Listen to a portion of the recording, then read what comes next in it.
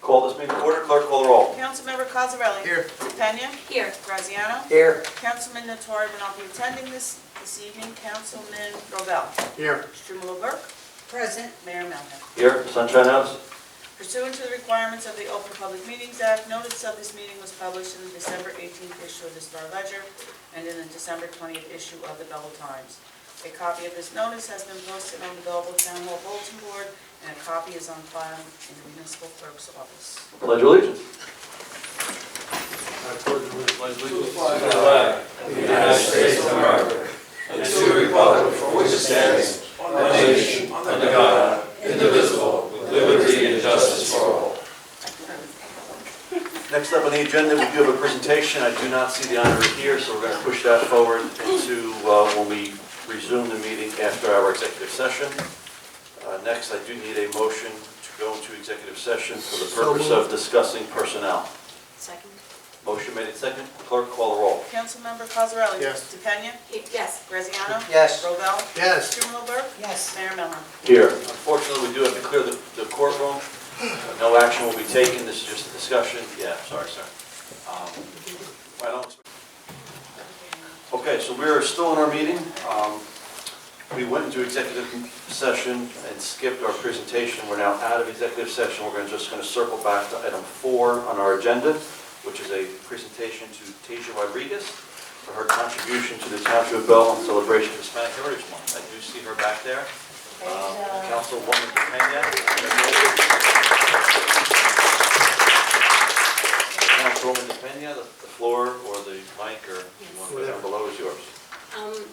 Well, it is, we are celebrating Hispanic Heritage Month, and one of the things that I wanted to do in order to recognize people who have lifted up the name of the Latino community within Belleville, but there are people that are also making a difference, and regardless of their heritage. And I couldn't think of a better person than Tasia. As I was teaching at School 3, I saw her just walk into the school, brighten up the day. That smile, I mean, everyone that's here can see her smile really brightens up the room. And this has been Tasia from day one, from the moment that I met her until today. Now she's not in the Belleville Public Schools anymore. She graduated, but we definitely want to recognize her and her accomplishments. So I would like to just invite Tasia and her family, if you guys would like to come right here to the front, and then I'll...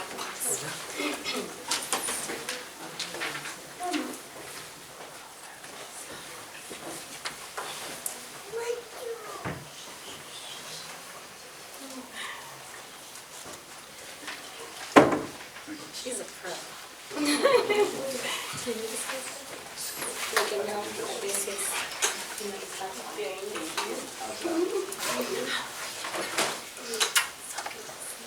Okay, so I'll just read.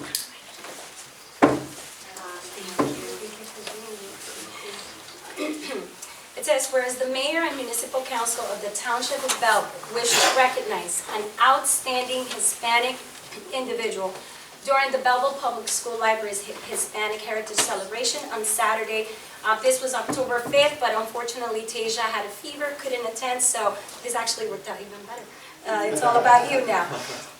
Whereas Tasia Rodriguez is a Hispanic American who has shown her commitment to the needy through her charitable foundation, the Tasia Dream Foundation, with efforts to help the people of Puerto Rico during Hurricane Maria, a Christmas celebration for the children of less fortunate families, and she plans to host a Thanksgiving feast to feed the homeless.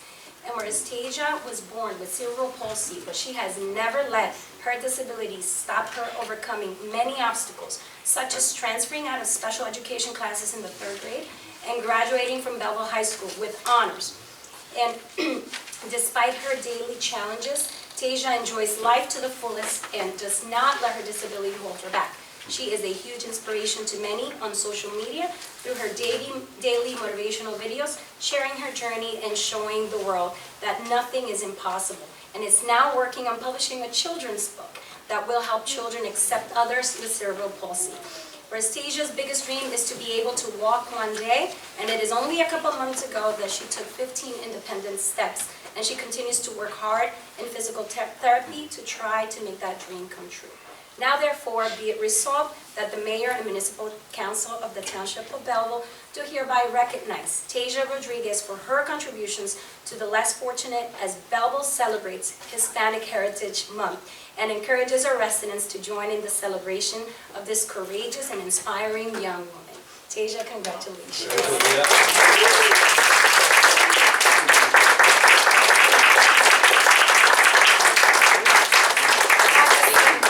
Congratulate also you guys, the parents, because I know what you do to continue her spirit, and you guys work so hard with her. I see it on social media, I see it when I speak to her, so you guys are incredible parents. Also, if you are, this is for you.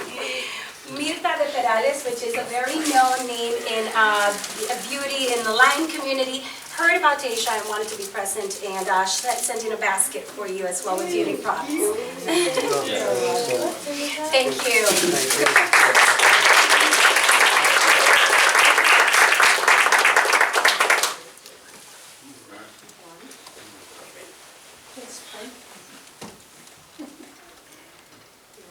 Thank you. Thank you so much for being here. I'm so happy you were able to be here. Feeling better? Yes. Good. That's good. And Did you want to say something? anything that we can do to help the city out? Did you want to say something? Let's have her just. Yeah. I would just thank you and the city of Belleville in that because I live here for a while. Like, sometimes it's not easy, but this moment is like to me, that makes me happy. Oh, I'm sorry. Thank you.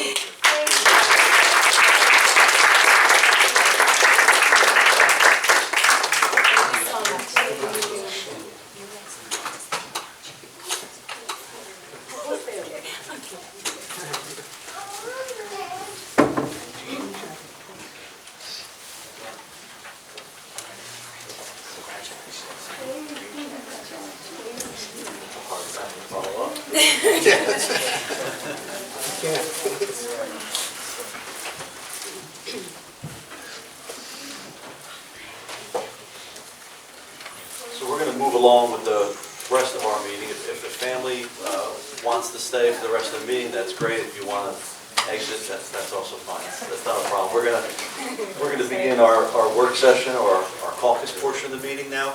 I see some new faces here. The caucus or work session portion of the meeting is really where the municipal council gets to have conversation and deliberate amongst ourselves. We're doing that in front of you. You're basically witnesses and spectators. You have the right to speak during a later portion of the meeting, which is public participation. So as of right now, we're going to cover a multitude of topics between us, because we're not really allowed to discuss things unless it's in a public forum, and this is the way that we're able to discuss things. So don't mind that we're having conversations among ourselves with you all here watching us. It is a little unique, and if you hear anything that you want to have a comment on, you can certainly do so during the public participation portion of the meeting that will come later on. So I have a couple items here. The first topic seems like just last week we passed our municipal budget, which we did, and we are talking about 2020. So as always, I will reiterate that we want to get our budget in on time. Last year we were only 1 week late in submitting the budget to the state, and then it began a very long, tedious process of reviewing from the state, communicating back and forth to us, which brought us until probably early September or mid to late September to pass that budget. Mr. Iacono, I will once again reiterate the fact that I think in February or March is when the budget is due to Trenton. I'd like to get that in. I've learned from my mayoral counterparts in the state that the earlier you get it in, you're on top of the list to get reviewed. Because we submitted ours very late, including 1 week late, we were on the bottom of the list, which meant that we were late to get reviewed. So the earlier we can get reviewed, Mr. Iacono, the better. I know that you'll probably be starting your meetings shortly. Point of information, our budget sheets will be out in the first week of November. Perfect. And that's something that we'd like to hear, so I appreciate that. Some of the items that I would like to discuss, the chief has heard me many times discuss about equipment and apparatus for our police department, mainly traffic enforcement, whether that's temporary speed bumps, whether that's additional radar signage, whether that's the blinking signs that tell you how fast you're going, that also record the devices. Chief, I showed you those temporary posts that other towns are now using in yellow curves to prevent people from parking on them. If we could explore some of those items in this year's budget for police equipment and capital maybe, whatever it might be, that would be something I would love to see added in there. But yeah, really that was just kind of opening up the conversation. If anybody has anything else to add to that or not. But yeah, I'd like to get us some, as you sit here, Chief, you know that we get a lot of people complaining about parking and speeding and all that. If we had more equipment, the radar's nice, we only have one of them. The plate readers, I think would be great at major crossings into Belleville would be great. Any kind of equipment that you feel, Chief, we could add to capital that would better help your traffic department and your law enforcement bureau would be something that I think we would definitely look to support. For sure. Temporary speed bumps are. I made this fight for temporary speed bumps, I've lost it too, I for know. 18 months. I'd like to also, because as the chief sits here, he knows that people come here and complain about speeding, All the time. and we're handicapped. And the argument, for the general public that is just listening, the argument against permanent speed bumps is the fact that, yes, it does slow down traffic, but it also slows down emergency response vehicles. And I don't know if you want to be in the back of an ambulance trying to get to a hospital that has Right, to still constantly have stop speed at bumps. speed, right. That's the argument against it. The argument for temporary would be if we see a potential street that's causing some concerns, we could deploy them for 30 days, 60 days. Just like the And you radar. can just pull like them we in the the radar pull them in the temporary fall, so they won't bother the I'm Good. told there's a legal issue that might be, but Really? we have very astute counsel that can navigate that. And Sure, Mike? Sure. Just a question, surrounding towns, Nutley, I think Glen Ridge, just use your microphone, please. Nutley, Glen Ridge, they have speed humps. Now, I know they're permanent, but is that something that also impedes emergency? Sure. And they only have them on other, it's a, not such a It's a longer, bump, it's a longer, they incorporate crosswalks in them too sometimes. exactly, and I was just wondering if that also can be looked at. Just talking about, I don't know. Come on, every street in town. No, really, because that's what you're gonna wind up having to do, so, I mean, The second you're the you open council, that, you the go second you wrong. open that can of worms, Yeah. it's why them It's not like me? permitted. That's what you're gonna wind up doing. But yeah, so that's why I like the idea of the temporary, but that also has some legal issues too with that, and I'm well aware of what those are, but additional radar, so I know the Absolutely, radar yes. also records. Yeah. which There's is a good. bunch of equipment that I planned on presenting to Mr. Iacona. And I like those little posts that they're putting now at crosswalks. Yep. I showed you one. That's been a problem, Mayor, yeah. That Little would sticks, definitely it's help. really hard They're like sticks. solar, they're solar powered. No, it's a little platform with just a stick, and they're putting them now on corners with yellow curbs, and it just. They prevent you from parking, you I- cannot Oh, block so the you park too close. crosswalk. Just put the. I thought you meant the speed little- ones. Yeah, Put they your cone, in stick place of a ones, cone, put you it just down. Place cone of it stone. off, basically. And then also, We're looking into the fines, to the sticks with the fines, that record the violation. We are finally pretty close to new traffic. That'll be next meeting, I believe, right? New parking meters. Mr. Iacona. Yes, we have a small presentation on October 22nd, specifically on new parking meters. And they're much more than a parking meter. They're very elaborate. They do I'm sure we'll hear all about that next plethora of meeting. things, and you will hear it at the next meeting. one last for, I'm still in my budget conversation. and I know the chief did a great job with this, around the schools, with those, the signs. Let me ask you a question. I had this conversation, I asked the chief to get them, and he got them for Yes. this year. Do you have any idea, that little platform with the little sign that says stop or slow, any idea how much that costs? No. Any idea? No. It would shock you. They're $500 each. And They here's, are $500 each. and not telling you, but We just, like Marcel, maybe go into that business. It's crazy, Not right? telling you, Am I just- correct, chief? but just suggesting. They're five. They're five. The green things we want. With the little guy crossing the Not street. like a little guy, it's the platform with the little sign, the The two-sided state signs, law, the state says law. No, this is, Oh, no, I'm sorry, they're expensive, yeah. no, not the ones I'm 400 talking change. I about. thought you meant the little green. The little green guy, the little That's green. like, Oh, little green Like a guy. little Look at guy the green guy. So Or as many green guys you my want. point is around the schools, it is a deterrent, I mean, Yeah. for speeding. I like And I those. think we, if possible, if we can look at those, but not only that, maybe work with The the schools. superintendent to see if Work we with can schools. share that. Just a conversation. Agreed. Perfect. Okay, I'm gonna move on. Okay. 2020 budget conversation done. Councilman Burke, do you have anything to add? No. Anybody else? No. Mr. Iacono, next item is garbage on Washington Avenue. I'm certain by now you are fed up with my text messages every Saturday and Sunday morning as I walk Washington Avenue and take pictures of overfilled garbage cans, specifically by this end here, the south end, by the coffee shop. Every single Sunday, the garbage cans are totally filled. So I know that we have to do something about that. And we have tried. We have talked to the garbage contractor who's responsible to empty them. We've asked him to come in on a Friday afternoon and do them. But by Saturday and Sunday, they are overflowing. Overflowing with litter from the street, which is what you would want. Somebody comes out of the coffee shop, throws a napkin, throws a cup in there. But overflowing with household garbage. Household garbage, wrapped up in a plastic bag, left on the side of the garbage can. So we need to have some kind of a plan of action to address this, because it litters Washington Avenue, it makes Washington Avenue look undesirable. If I could Try to change that culture. I just want to jump in, and earlier this evening, Councilman Belleville, Councilman Cosarelli, myself, along with the members of our Public Works Department, had a meeting, and specifically on that topic. We're not ready to announce our game plan, but there is a plan in place. So I don't work here, I don't, Okay. but I know for a fact that we have inspectors in DPW that are garbage inspectors. I know that we could look at how to deploy them better. I don't believe the answer is a bigger garbage can. I believe the That's answer. I think we agree on part of our that. conversation. I'll tell you that I have walked, as I take pictures on a Sunday and I email them to you, I believe the problem is those apartment buildings that are there don't have rear exits that are easily, so most people go through Washington Avenue to exit, and they're taking their household garbage, just dumping it there, they don't want to walk around the back of the building. 7 summonses were issued in the last month, but that's still not the answer. We have a plan.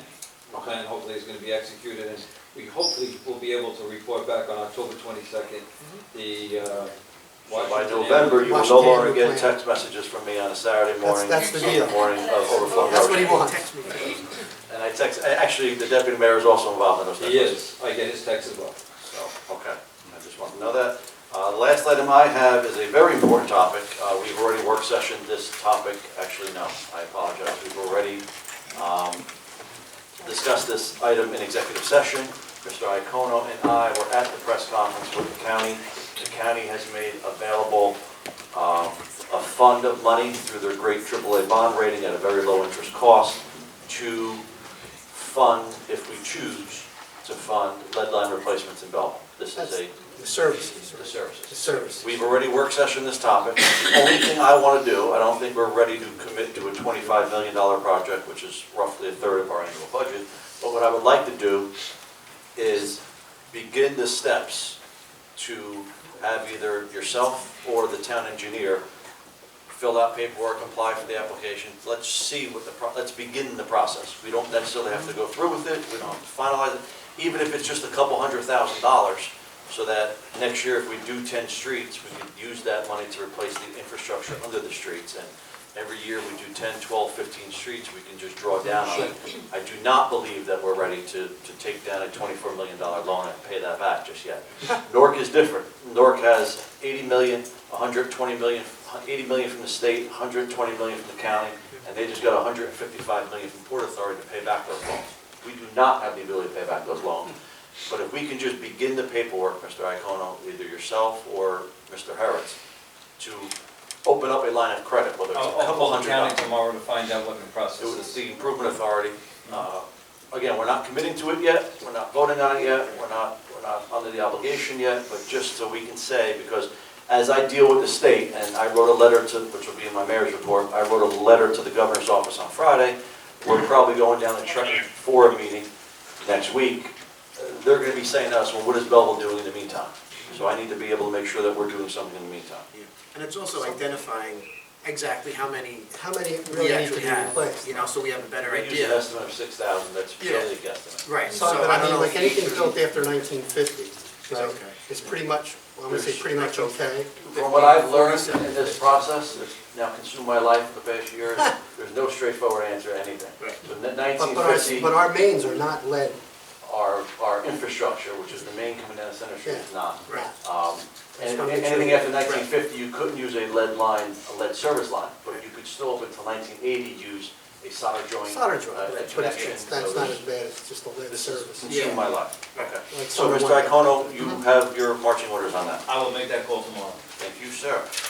Next item, I don't know how Mr. Iacono got on my caucus agenda, but, yeah. So, Mayor, Council, we're not looking for certainly any decision tonight on recreation fees at all, but we did start doing a statewide survey. The survey is not complete, so we went as far as the tip of South Jersey on what some of the communities are doing as it pertains to recreation and recreation fees. We went North Jersey, South Jersey, and again, I put it on the comments, just for a topic, just to start the process for review. I know that. I would tell you first and foremost that people in South Jersey do not pay the taxes that we pay here in Belleville. But just the point I'm trying to say is that throughout the state of New Jersey, what the council will find and what our report and our survey is showing is that there is always a minimum fee, because that just keeps, it keeps the programs more active and more participation in some cases. We would never. Otherwise, it would be a ever, daycare service. or babysitting service. We would never, ever turn a child away who couldn't afford a $25 or $30 I think fee. that's That would not our- even be a consideration or an option, but certainly, we may want to consider just the fees, just to recoup the shirts and things like that. Rather, a child joins on the first week of the program, gets a free shirt, never comes back, things of that nature. It It happens. just- happens a lot. it keeps a healthier program, and besides, obviously, we're always looking at additional revenues. So again, no formal action, that's just a quick introduction of some additional conversations that we will have in the near future. So you're just putting it out there. Yeah, the little issue we were having was sometimes, like the manager said, they come the first day, they take their uniform, they never come back. Ah, big deal, we're out $20. The real problem becomes now there's not enough kids on the team, and they're scrambling to find kids for that team, and they're pulling from other teams and whatever, and they never came back. This would just kind of make everyone a little more, yeah, and we can even refund it at the end of the season. Yeah, I think we tried doing that. Keeps them more, The problem is the accounting for that. Yeah. It's a pain. right. We've explored, I know. Belleville is quite unique because we are one of the very few municipalities left in New Jersey that don't charge rec fees. I'm not a huge fan of it. Either. Oh, me neither. I'm okay with a little bit of skin in the game, whether it's a shirt fee or something like I that. like it too. But I'm open to it, I'm open to it. If we could, I also, on the flip side of that, will tell you, as quick as I am to say I'm not crazy about it, I'm also not crazy about the fact that we tend to love to say, we almost would rather say that we don't charge for rec sports, rather than provide a better rec product. Right. So I would rather provide the better rec product Absolutely. if we could do that. So that's the flip side of it, but it's a good conversation to start, it's something to look into, especially as we dovetail into the budget. Yeah, this year. so what you have in front of you is just, we sat down with recreation and we started talking about it, but I will be providing additional information to the mayor and council. Thanks. Hey, along with that, could you give me kind of an estimate of what you think, what kind of revenue it would generate, or is that not the purpose? Yeah, I mean, just like in soccer alone, we have 600 participants, you know Right. what I'm saying? So if you were talking at, just, $10 shirt fee. $20 or $10, just on, so that's just one That's sport. $6,000. So, or, Now, is that just a rec? Yeah. yeah, That's just rec? that's just rec. That's just rec. Okay, because we can't forget, right, because the rec should produce athletes for preparing them for the high school as a feeder program, right? So we have to think not only seasonal, we have to think of all year round sports, right? So that's, And the flip side of that is also, you will have residents, which you can't deny the fact, that will say, I pay a lot of taxes. I should be able to not pay extra money for it. Now, my sister lives in Saddlebrook, she pays a lot of taxes, and she pays for rec programs, but that's the flip side, we have to weigh both of those. We do. And I think like Anthony said, we don't want to preclude any kids from. Never, absolutely. Not. Okay, I'm going to move on. We have also making an appearance today is our township attorney. Please speak in the mic. Yeah, so, No, this is the council. we had, work session, and help counsel along with certain issues that arise during the month. We did have an issue arise with respect to our no smoking ordinance in public buildings. And as a result of it, there was an issue regarding a complaint about employees and members of the public smoking outside the entrances of particularly this building. So there was a complaint about that, and eventually it got to me, and it was corrected, and there were ashtrays out there that were removed, so that doesn't occur anymore, and rightfully so. But in reviewing that ordinance, I think it's overly burdensome on the police department and the township in terms of some of the requirements in there, like placing, there's a requirement in there, first of all, it says 35 feet from the entrances and exits of the building, and it requires that the township post signs 35 feet all around the building where the 35 feet ends. And I think that's burdensome, Yeah. not to mention costly. So if it's okay, I'd like to rework that. I looked at the ordinance, I looked at a lot of ordinances in the area. Apparently somebody, either Clifton copied from Belleville or Belleville copied. No, Belleville copy from Clifton. And I think I'll go down with I that. think it's overly burdensome. I looked at some other ones which I think are not burdensome enough. Right. So if it's okay with the mayor and council, I'd like to try to rework that ordinance to make Yeah, it both comply with the New Jersey's Anti-Smoking Act, Right. but at the same time, not make it burdensome on the township, because there are people out there that will come here and make us put those signs up, and it really doesn't make sense. Okay, so you're on that. I'm on that. All right. I could have handled that by saying the township attorney is going to review the smoking ordinance. I'd like to advise mayor and council Thank you. what I'm thinking. Thanks. Great job, Steve. Thank you, Council. Thank you. Thank you, sir. Next up, we have Councilmember Graziano's got some items. Yes, I'd like just to discuss the Clean and Lean program and share with you all that a lot of people throughout the community come and ask questions about homes that are abandoned and/or foreclosed. And how can we get them cleaned? So between us and letting the town know that there is a Clean and Lean program that we have, that you can call in, it'll be tracked, and it'll be cleaned accordingly. So that program is out there. But to go ahead. The question is, do we lean? Yeah. I have actually chased this down, and Good. Thank you. we do. Yes. I And was then, doubtful, but we actually do. and then on that, This is, I just want to make a point, because I think it might come up later. This is for abandoned or I said it. vacant house. That's what I said. Yes, but now on top of that, other questions came up about homes that are owned or rented, that are not kept up, They're not maintained? maintained. And people are asking the process for that. Now, do we have a documented process or to share with taxpayers? And how do they go about it? Because I know, like myself, when I drive around and I see those things, hey, phones go off, we let people know accordingly.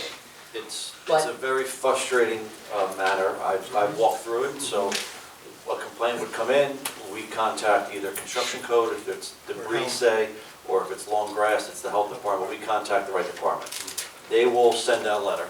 That letter then takes X amount of days, you have to get them to clean it up. Then they have to go back out there. If it's still there, they then issue a summons. They issue a summons. Traditionally, you still have to wait. We can't clean the lien. You guys still have to wait, and the summons issued. A court appearance. Person calls up, says, I can't make it, I gotta work, okay. They postpone it, they adjourn it until another month. We're still waiting, the grass is still growing long, the debris is still there, nothing we can still do about that. Once they eventually come to court or don't come to court, there's then a warrant issued. If they do come to court, they agree to pay a fine, and it's good, it's that. If they don't come to court, there's a warrant issued. What happens after that takes time, and it's a process, and do we still have the right to enter private property at that point? It's not easy. I know there's a lot of residents that get frustrated with it. I get frustrated with it, but it's not so simple, unfortunately. But to bring it back to the beginning. That's the okay? process, though. No, that's okay, so thank you. But to bring it back to the beginning is, living in the town and driving through the town all different ways, we see these things. Do we have a department, and if so, how many, that actually go out and look at these things? Are they, or is it something that we're constantly looking at? Because I can tell you, driving up certain streets for a year and a half, for a year, plus been here on council, there's homes that have not been addressed. My opinion is that we're not, unfortunately, for whatever the reason, we're not proactive with that. They are responsive to complaints, which is, I make a lot of complaints. So how do we get there?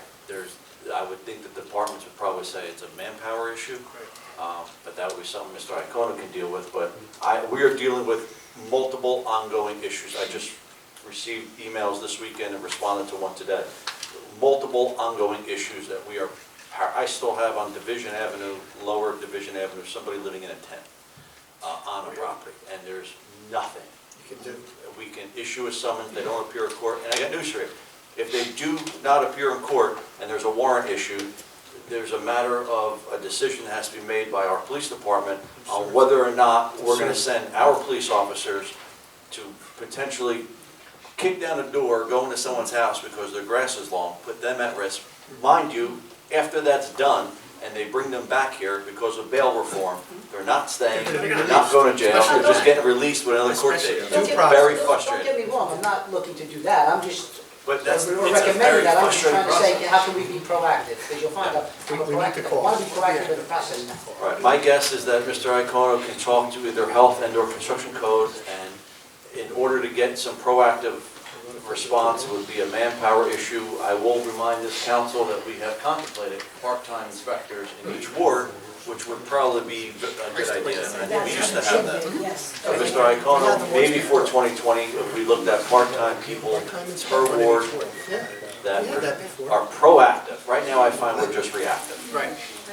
I have them, they come all the time, where I live in Silver Lake, they do up and down, and then the bells, the whole bit, so I don't know about the rest. So that's the clean and In lean. the first ward, we got that. Okay, so Mr. Iacono, we're looking at part-time, we're looking at how responsive we can be as opposed to being reactive. Next, is that it, Councilman? Yes, Is that one? yes. You have another topic?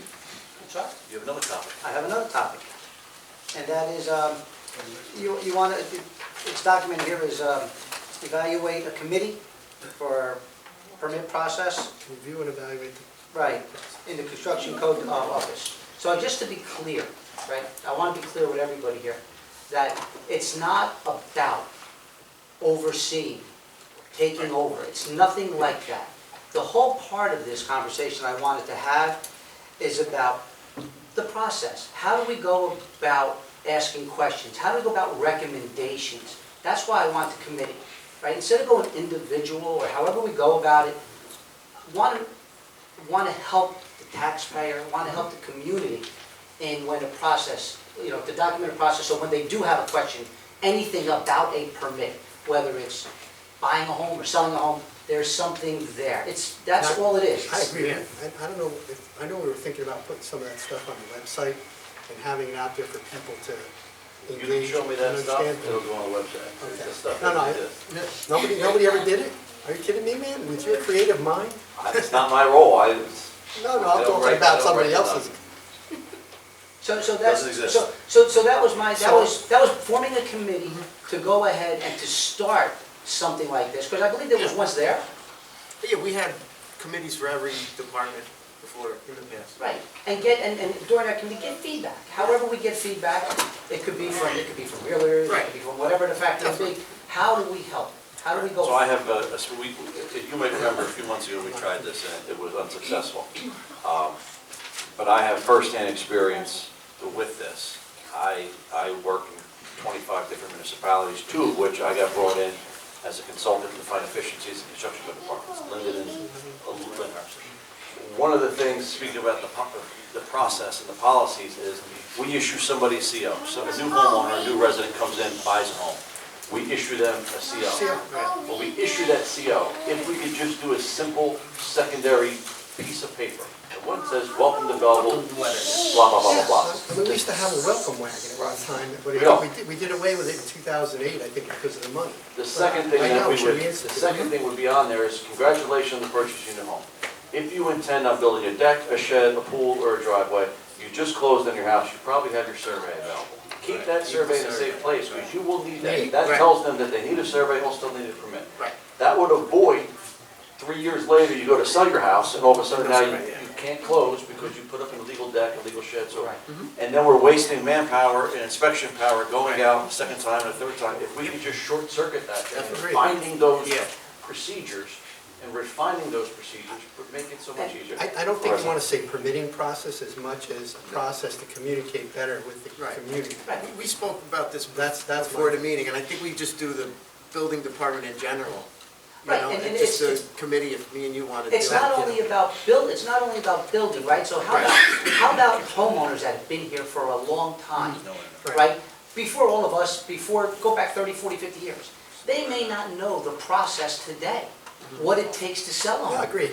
And then what happens is they get, it's a little tougher when they do come time to sell because that's all they may have or want to leave or something of that nature. So it's all about documentation and process type of stuff. When the permit process or the inspection process is too difficult, people just go and do the work themselves.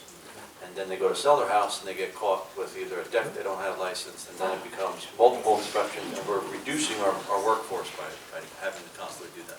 I don't see why we need a council committee, Okay. okay? That's my I- thing. I think we can give them input and help them.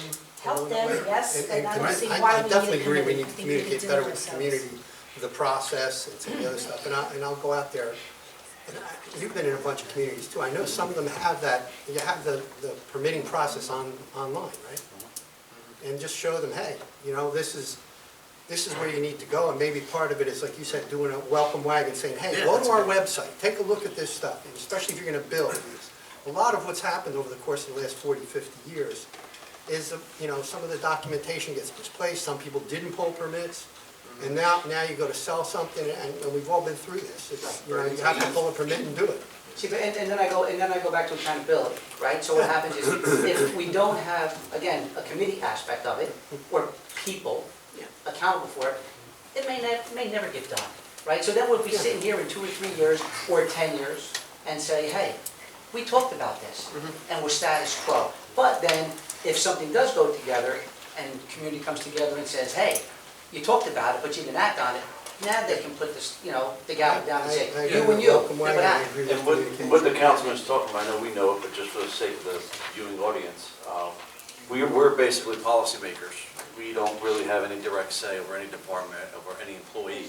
Our only ability, according to the Title 40, is the fact that we can create a committee to make suggestions. Yeah. There's no other way we can do it. There's no other mechanism to make a recommendation unless we have a committee to do that.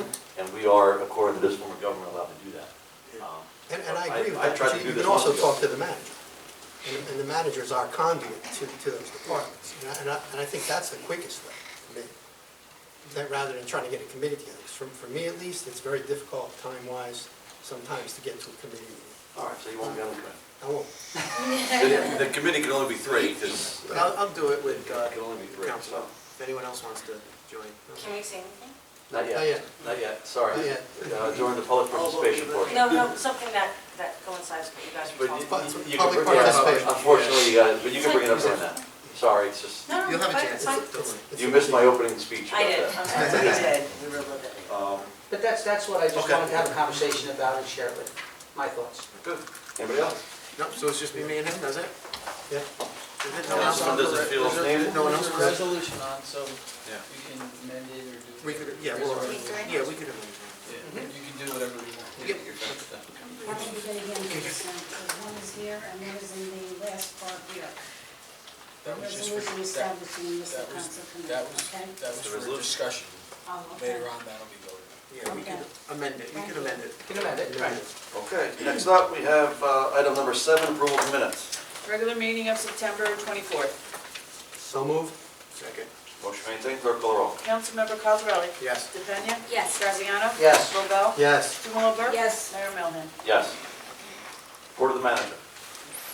Just speak loud, please. I will speak loud. Good evening, everyone. Good evening, sir. So if you haven't noticed yet, we have pink shirts and some pink ties, some pink roses. Obviously, it's Dresses. October, Justin? dresses. October is Breast Cancer Awareness Month. And certainly, I'm sure we all know someone that has been affected. is a survivor or unfortunately maybe passed.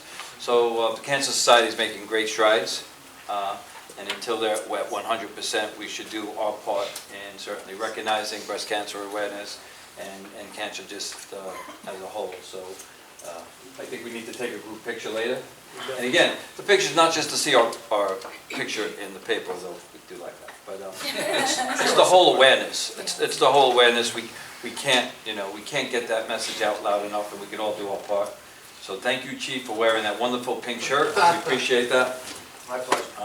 I have to be careful because there are a lot of events, and I don't want to really go into the events because I know the mayor's going to talk about the food truck, and I know Councilman Cosarelli is very involved in our Christopher Columbus Day celebration coming up. But on October 18th, we have Battalion Chief Frank Papiani here. Thank you, Chief, for being here. And October 18th, the Firehouse Office, their annual open house. Yes. So it's a great opportunity for the community to come in and see our equipment and talk to our men in blue.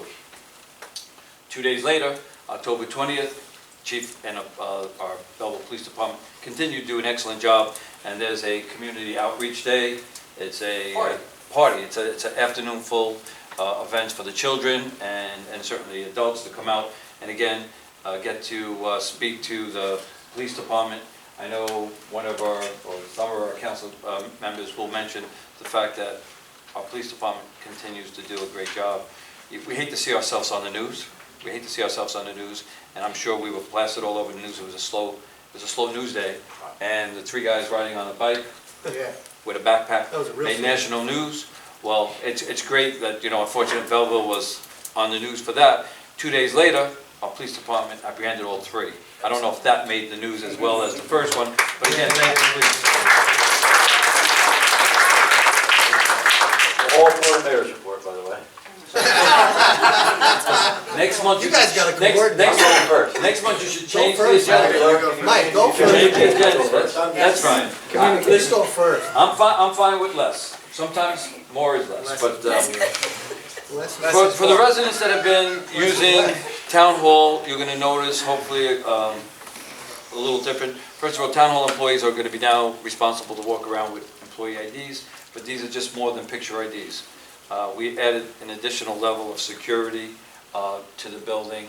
Again, we're still working out some of the kinks. Some of the offices are locked, some aren't. We're reviewing it. This is all based on recommendations from our insurance company, our police department. I don't have to remind everybody that the unfortunate incident that took place at Virginia Beach in City Hall. Again, our priority is always to protect our employees here in Town Hall, as well as residents that use our building. So we do have a new level of security. Be patient while we work out our kinks, but again, it's for the benefit of our employees and our residents. Again, a lot of activity going on.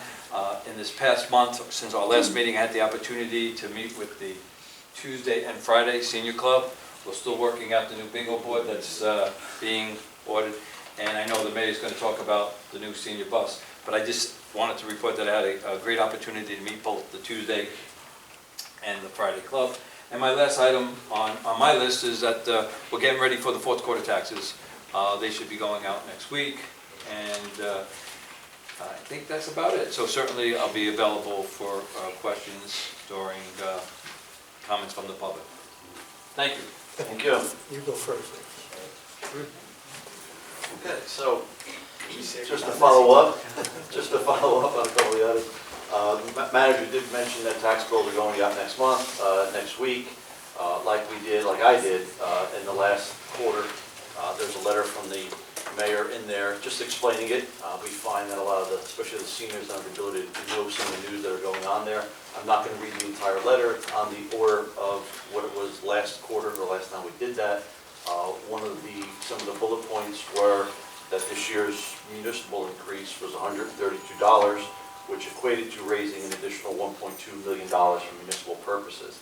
Although the budget went up $6 million, it is not that we are encumbering that much more money from the taxpayers. We are only encumbering $1.2 million for that $132 for the average taxpayer.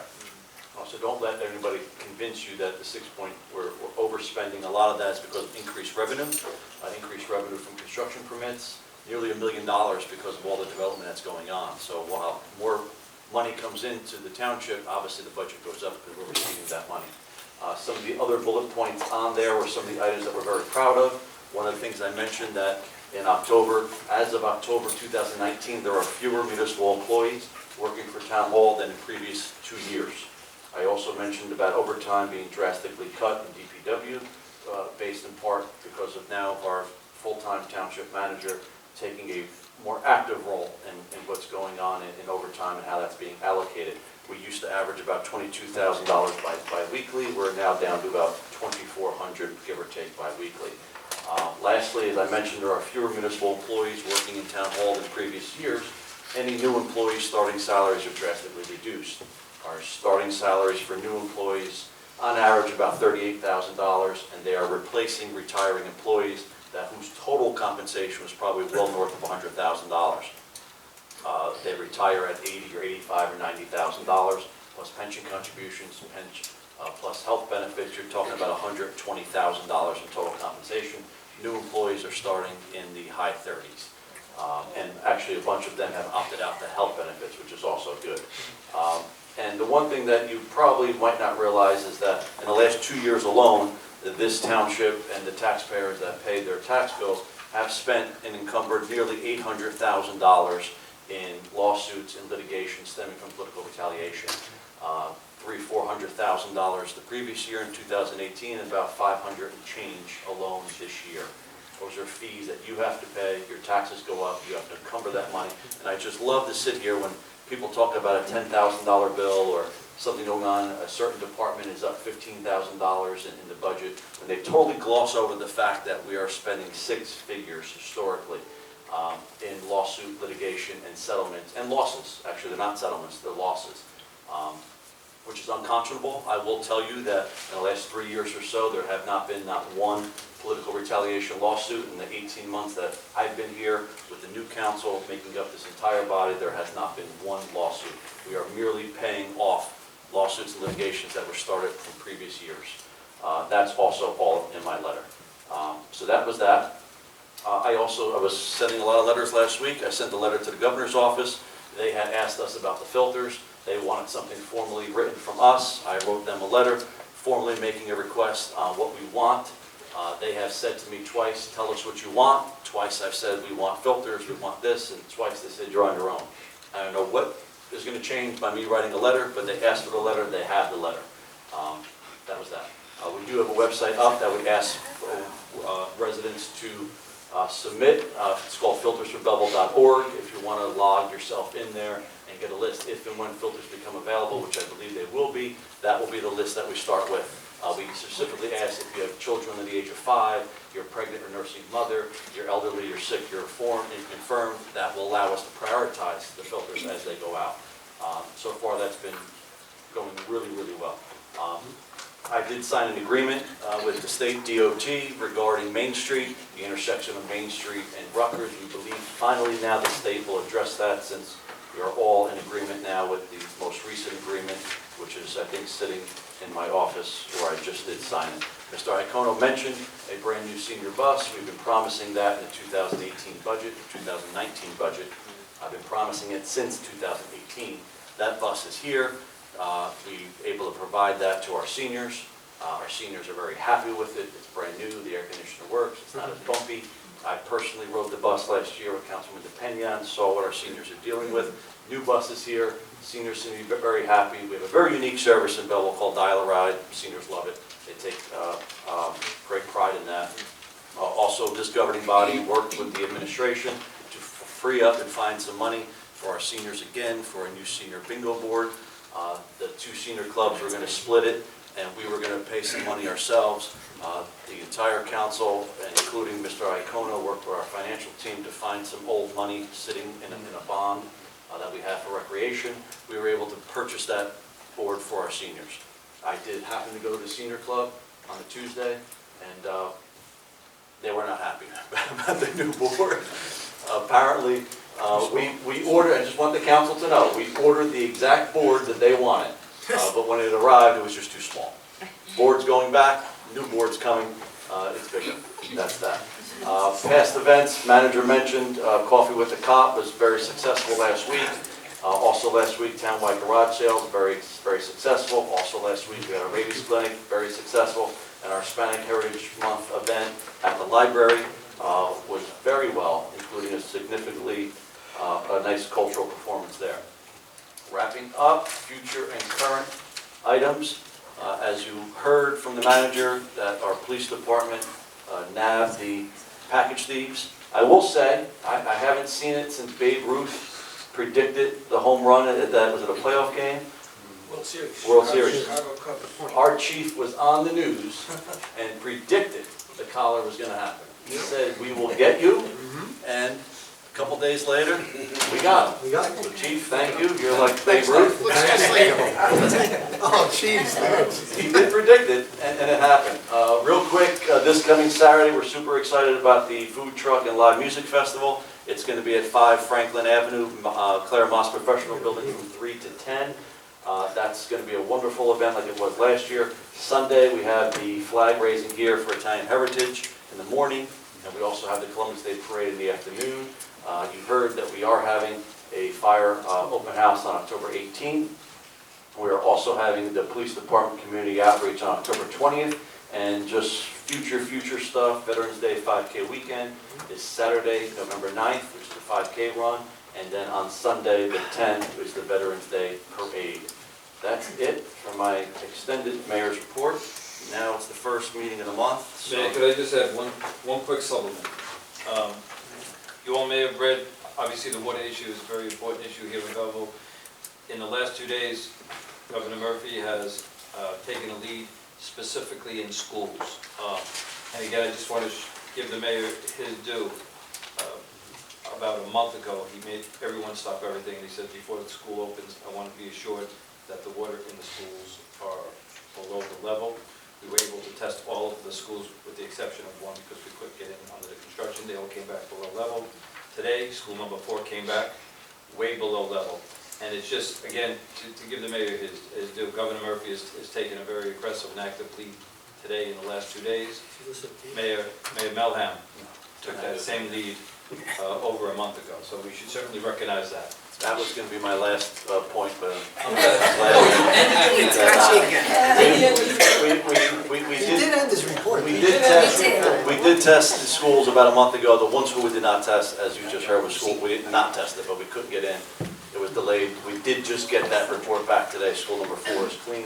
I do have one additional item, which I, for some reason, was supposed to be on my work session list, but we'll just do it right now since I have the chief here and I have you here. And actually, it was kind of brought up during the Clean the Lean. Ongoing situation. I'll speak generically because I know you're aware, and you're aware in the vicinity of Division and Knowlton Avenue. Chief, I know you're well aware of the situation, as is Construction Code and Health, but it's an ongoing issue. I do receive emails about it. I've driven by with you.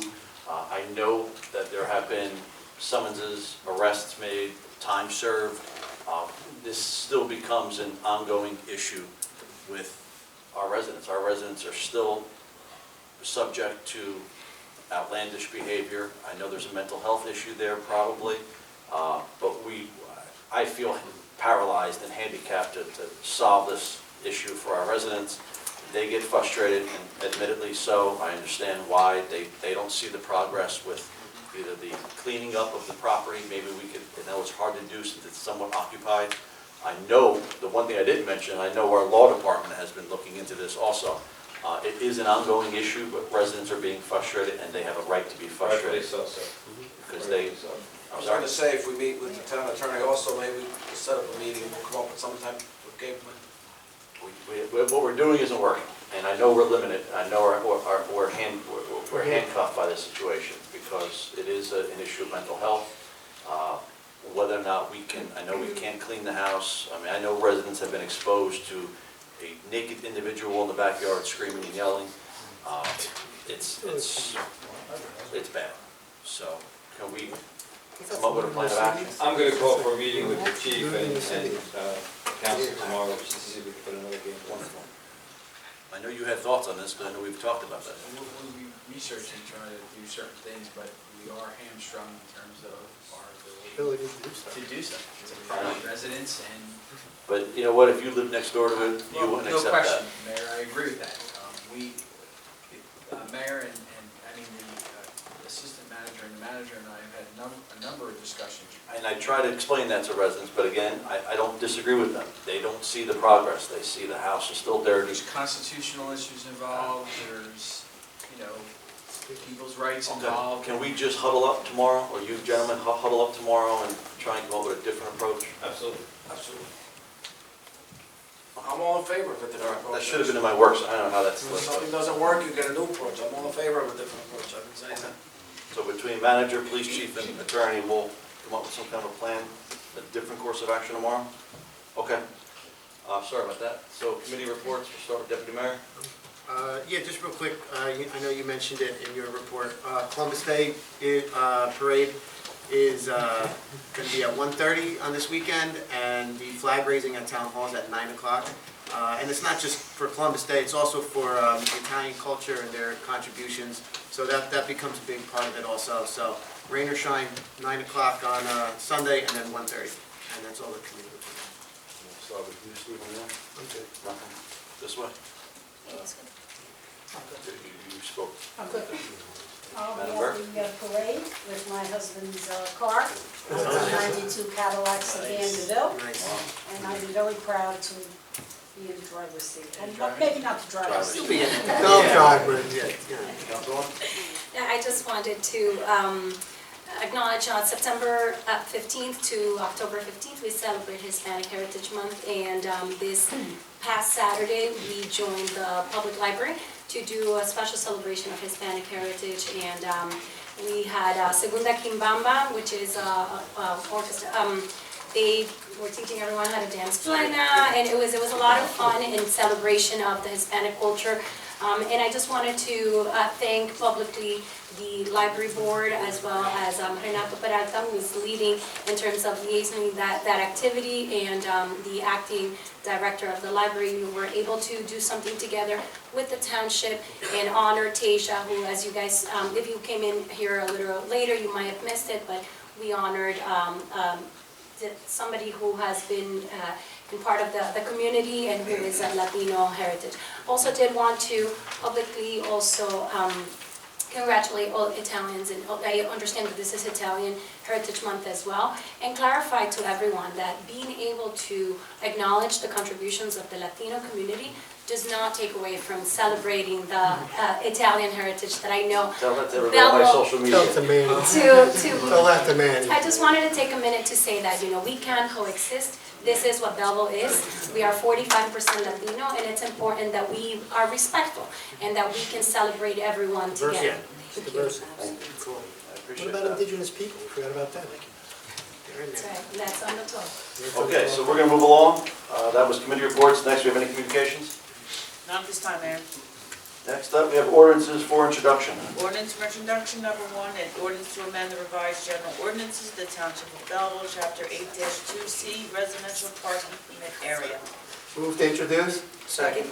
Motion made second, clerk call the roll. Councilmember Cosarelli? Yes. DePena? Yes. Graziano? Yes. Robel? Yes. Strumelberg? Yes. Mayor Mellon? Yes. Ordinance number two for introduction. An ordinance amending ordinance number 3545, finally adopted by the Township Council of the Township of Belleville, New Jersey, on September 10, 2019, entitled "An Ordinance Authorizing the Guarantee by the Township of Belleville, New Jersey, for payment of principal and interest on the capital equipment lease revenue bonds, Series 2019." Move to introduce? I'm so sorry, I'm sorry. It happens to the best of Is us. that Pop? Pop, is that you? I'm so No, sorry. I think it was you, I'm so Pat. sorry, I thought it was. We have a motion made and seconded. Yes. I forgot what we were voting on. What are we? I'm so sorry. We have a motion made and seconded. Clerk call the roll. Councilmember Cosarelli? Yes. DePena? Yes. Graziano? Yes. Robel? Yes. Strumelberg? Yes. Mayor Mellon? Yes. I usually do that. Next up, we have ordinances for public hearing, second and final reading. Ordinance number one for public hearing, and ordinance to amend the revised general ordinances of the Township of Belleville, Chapter 8-16, entitled Handicap Parking Spaces. Motion to open public on just the ordinance. Second. Motion made and second to open public commenting on the ordinance. Councilmember Cosarelli? Yes. DePena? Yes. Graziano? Yes. Rovell? Yes. Strumelob? Yes. Mayor Melham? Yes. Mr. Frantantoni? Yes, I'm in favor of this ordinance, but I just wanted to, 136 Mount Prospect, across the street from me, the poor gentleman had a stroke years ago, and there was no problem, he had plenty of parking. But I keep telling you, the reason he's asking for this now, we have so many illegal apartments on our street now, basements and attics. One of them you finally caught last year, he paid the fine, but they're back in there again. This is the reason that, he never had a problem parking until we get all these illegal apartments. You want to crack down on some of the Mr. Graziano? Crack down on these illegal apartments. And you can do it very, you're talking about committee, you don't need a committee. I've told you many times, I got a property in South Jersey. Let's keep it to the handicap order. Put it in the tax bill. Put these notices in the tax bill, that's all. I get 8 or 9 of them every time I get my tax bill from my place down in South Jersey. I keep telling you, but this is the reason, get after the illegal apartments, they're creating havoc on our streets. Thank you. Sir? Was here, 2 weeks ago. Tom, This is, sir, Tom, this this is is about the not ordinance. public This is comment not yet. public comment. Just the ordinance. It's the There I ordinance. go again. It's the ordinance. Yes, Jerry Gershon at Grove Street. When you went into executive, does anybody have a copy of this ordinance in front of them? That's my question. This particular one? This particular. Yeah, we got Because I know it's on the agenda, but when you went into private session and we were out the hallway, I was reading this ordinance, and 150 Heckle Street is listed on, outside as 2150. It's one That's a typo. typo. That's a That's typo. a It was typo. a That's a typo, so you have it fixed, okay. We got it. Yeah, we got one for Thank you, sir. You're welcome. Thank you for your eagle eye. Motion to close public and move for final adoption? Second. Motion to close and move for final. Councilmember Cosarelli? Yes. DePena? Yes. Graziano? Yes. Rovell? Yes. Strumelob? Yes. Mayor Melham? Yes. Ordinance is adopted.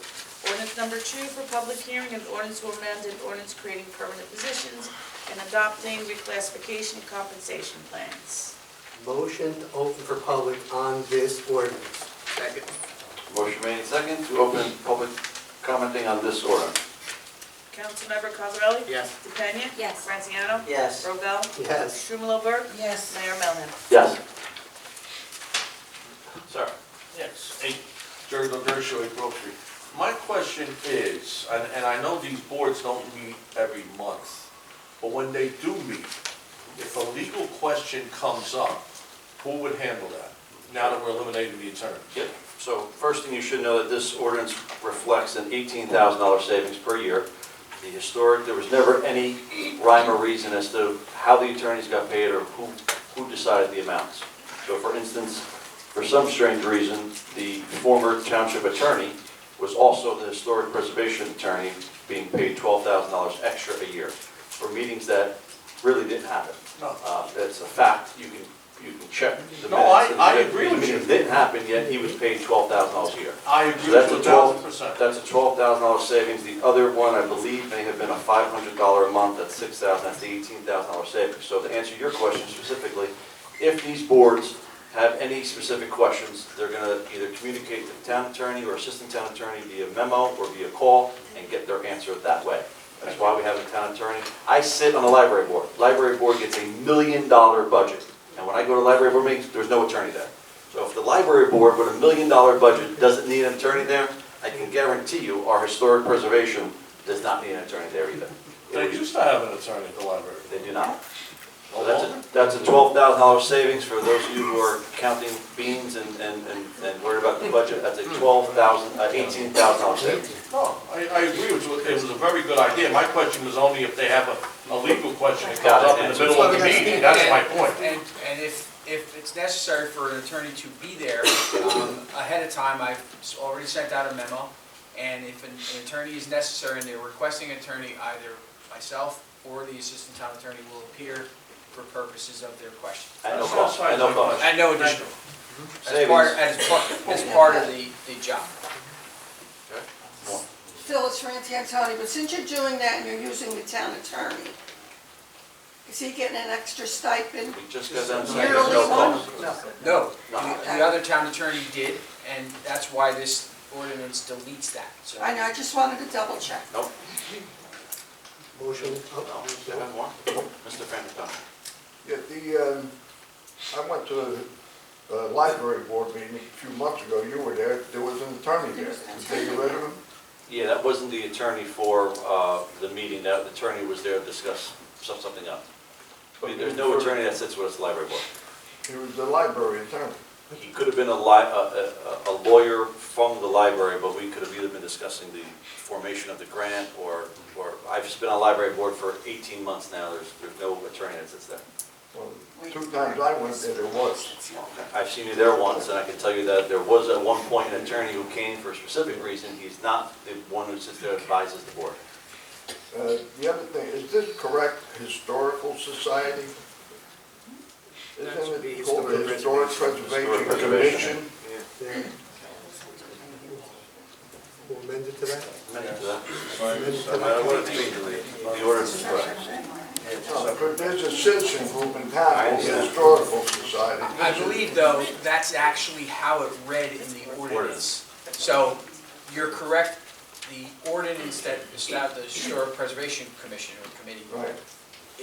in the ordinance, that's how it reads, but in the salary ordinance, it read as Yeah. the Historical Society Attorney. So, that's what's being deleted. Well, and also, just as an aside, they don't appear to be doing nothing. I see the third Thursday come, it's always canceled, lack of quorum. So you're in favor of us deleting this, correct? After, Yes, I'm the one I that. didn't hear you say that part. I just heard you talk about everything The else. Historic Preservation Commission, I fought for years to get it in there. Okay. I agree with it, but you're not doing nothing. Don't say you, I'm not on it. Well, Neither am I. you're. Councilman What are Mazzarella. you gonna do? You wanna have an illegal meeting? I don't know. Nothing. We had, when I was on it, we had school one designated, the reservoir. Okay, we're talking about the salary though now. Yeah. Thank you. Anybody else? Motion to close. Motion to and close move for final public and adoption. move for final adoption? Second. We have a motion made and second, clerk call the roll. Councilmember Cosarelli? Yes. DePena? Yes. Graziano? Yes. Robel? Yes. Strumelberg? Yes. Mayor Miller? Yes. The ordinance is approved. Ordinance number 3 for public hearing, an ordinance to amend the codified ordinances of the Township of Belleville, Chapter 8-2.2, parking prohibited at all times on certain streets. Motion open for public? Motion made, second, clerk call the roll. Councilmember Cosarelli? Yes. DePena? Yes. Graziano? Yes. Robel? Yes. Strumelberg? Yes. Mayor Miller? Yes. Motion to close public and move for final adoption? Second. Motion made and second, clerk call the roll. Councilmember Cosarelli? Yes. DePena? Yes. Graziano? Yes. Robel? Yes. Strumelberg? Yes. Mayor Miller? Yes. The ordinance is adopted. Ordinance number 4 for public hearing. An ordinance to delete Chapter 2, Section 2.15, Transportation Committee in its entirety. Motion open for public? Motion made, second, clerk call the roll. Councilmember Cosarelli? Yes. DePena? Second. Yes. Graziano? Yes. Robel? Yes. Strumelberg? Yes. Mayor Melham? Yes. Motion to close and move for final adoption? Second. Motion made, second, move for final. I will reiterate that this is yet another savings. This is a $6,000 a year annual savings. Motion made, second, clerk call the roll. Councilmember Cosarelli? Yes. DePena? Yes. Graziano? Yes. Robel? Yes. Strumelberg? Yes. Mayor Melham? Yes. The ordinance is adopted. We Ordinance received number $24,000 5. from our budget this year. Okay, number 5. Ordinance number 5 for public hearing, an ordinance to delete Chapter 7 taxi cabs in its entirety and replaced with an updated and revised ordinance. Motion to move for public? Second. Open for public, whatever we're doing. Yes, that Yes. motion made is second. Councilmember Cosarelli? Yes. DePena? Yes. Graziano? Yes. Robel? Yes. Strumelberg? Yes. Mayor Melham? Yes. Motion to close public and move for final adoption? Second. Motion made, second, clerk call the roll. Councilmember Cosarelli? Yes. DePena? Yes. Graziano? Yes. Robel? Yes. Strumelberg? Yes. Mayor Melham? Yes. Ordinance is adopted. Ordinance number 6 for public hearing, an ordinance to amend Chapter 2.25 of the revised general ordinances of the Township of Belleville entitled Payment of Medical Benefits Premiums for Employees of the Township of Belleville who have retired. Motion open for public hearing? Second. Motion made, second, clerk call the roll. Councilmember Cosarelli? Yes. DePena? Yes. Graziano? Yes. Robel? Yes. Strumelberg? Yes. Mayor Mellon? Yes. This is yet another savings for the residents. Mr. Frantantoni. When this come up, I think for introduction, there's a little discussion. You said we're gonna save money. Can you explain how, what Sure. this is about and how we're gonna save money? We've already actually acted on this, but we found there was an issue. One of the labor unions found there was not a typo, but it wasn't consistent with the contract. This is just correcting that to make it consistent with the contract. Municipal employees right now pay zero in health benefits in retirement. What this does is, as we negotiated with our most recent two labor unions, police and fire, any new employees that are hired will be paying toward their health benefits in retirement. So we are limited to what we can do now because they've enjoyed labor contracts for X amount of years, and the current members of police and fire are covered by that. But all new hires, we're stopping the free lifetime benefits, and they have to contribute a portion of their health care, toward their health care in retirement for new employees. Long-term savings, unfortunately, we don't realize it today, but future generations in Belleville will realize that. Yes. Yes, Drew DeGucia with North Street. Has there been any employees who have retired in the last 3 years that had to pay a portion of their health benefits upon retirement? Because I'm going to tell you why. There was a law passed by the state. It was one of Christie's things. Yeah, that's it. And it said anyone who didn't have 20 years in, as of June of 2011, when they reached 25 years, they would have had to pay a portion of their health benefits, like they were required to pay while they were working. Yeah, I don't have the exact answer. I'm sure if that was the law, we followed it, but. But it expired, I would say about close to 18 months ago. I think it was June of 2017 or 18. Which is why I think. Which is why it was open to renegotiation. Which is why. Now, the question is, did you negotiate that back into the contract? No, we negotiated the fact that. It was gone. You just had to negotiate it back New in. employees will not get. No, listen to me, listen to what I'm asking you. Anybody who retired, let's say you had 20 years as of 2/11, June of 2/11.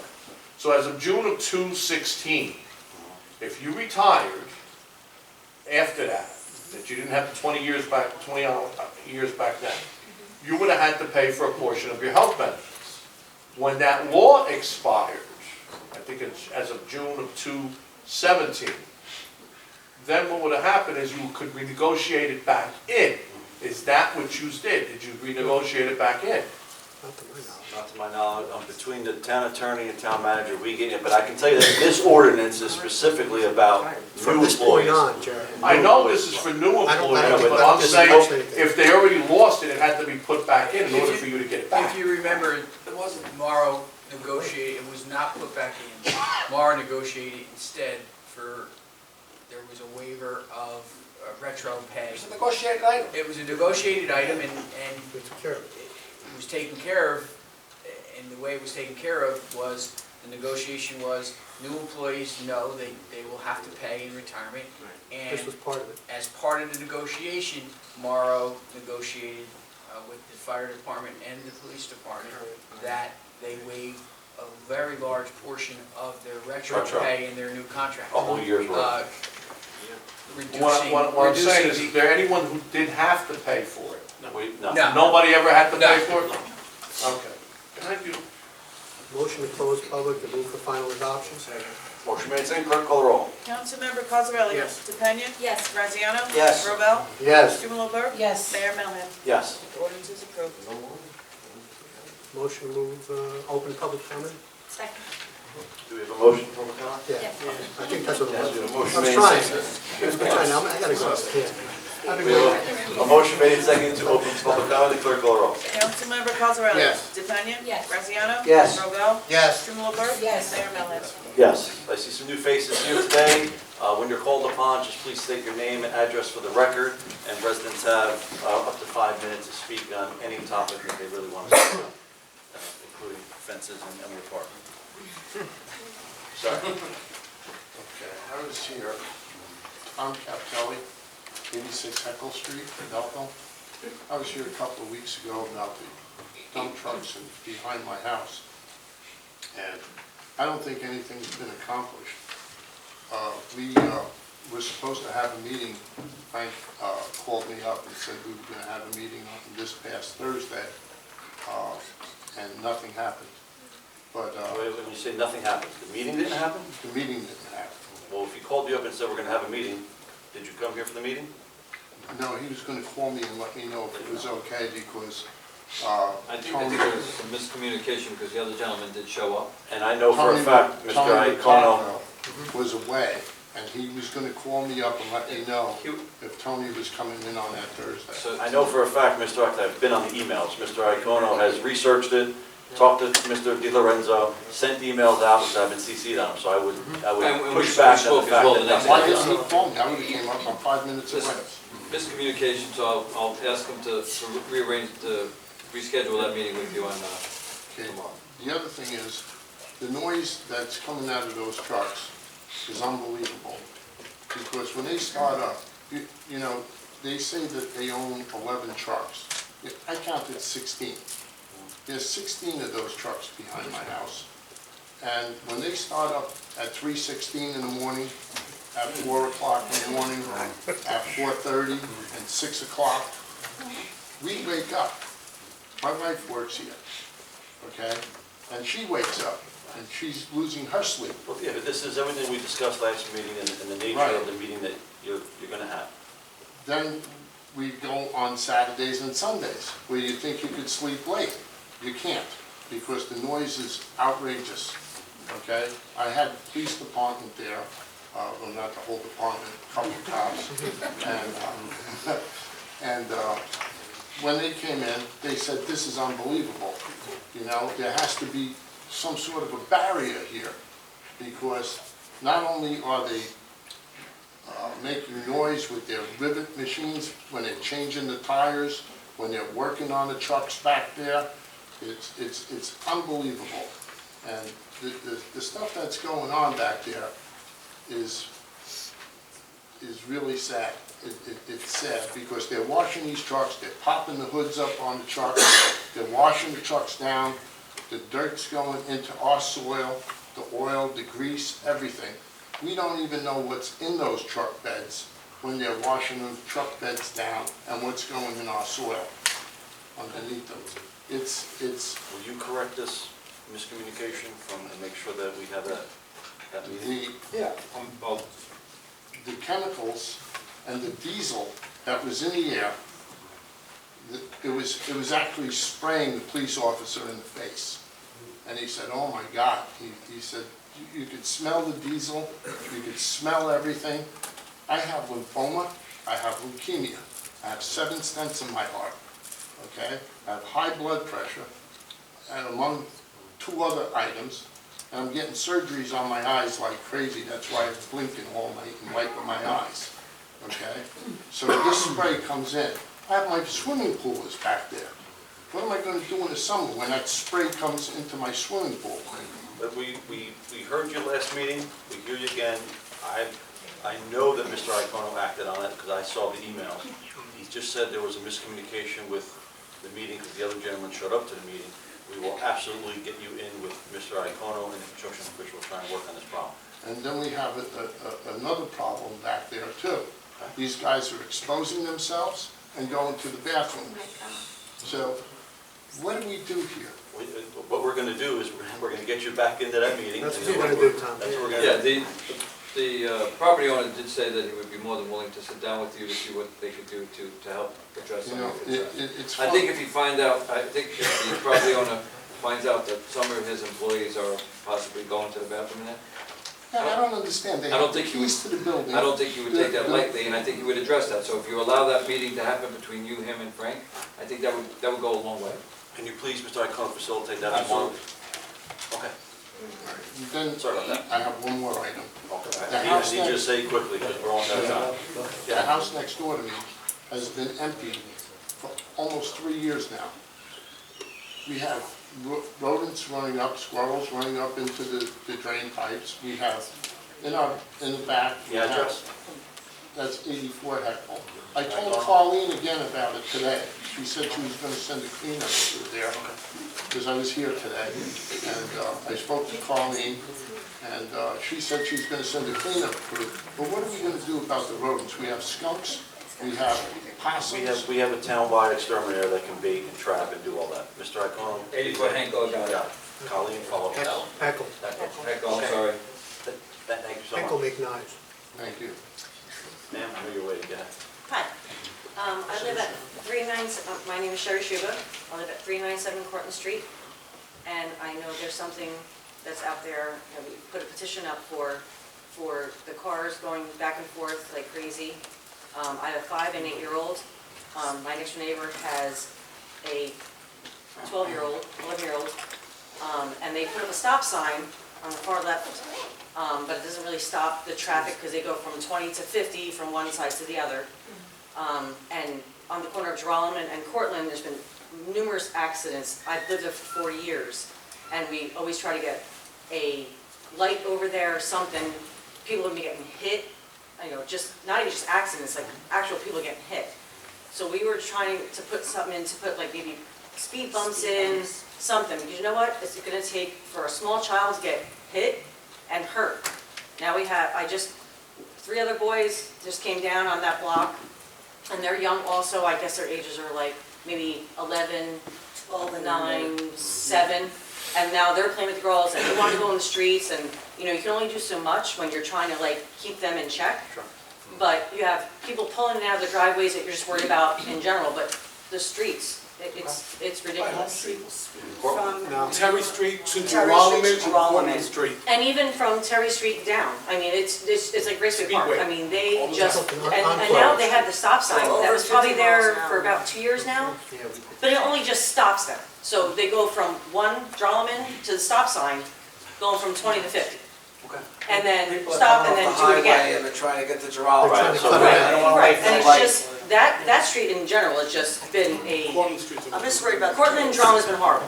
But going down my street, where my kids are playing, and I don't let them go across the street, but still, it's just, Sure. you know, What we can so do- it's either gonna take a kid to get hurt or killed for somebody to actually do something, so No, it's not. we did a It's- petition it's to not. do something. No, I'm just saying. It's not gonna take Stop kids to sign get 2 every years kill. ago. So But what we're gonna do now is, we get this a lot, and I don't know if you were here for the beginning portion of the meeting.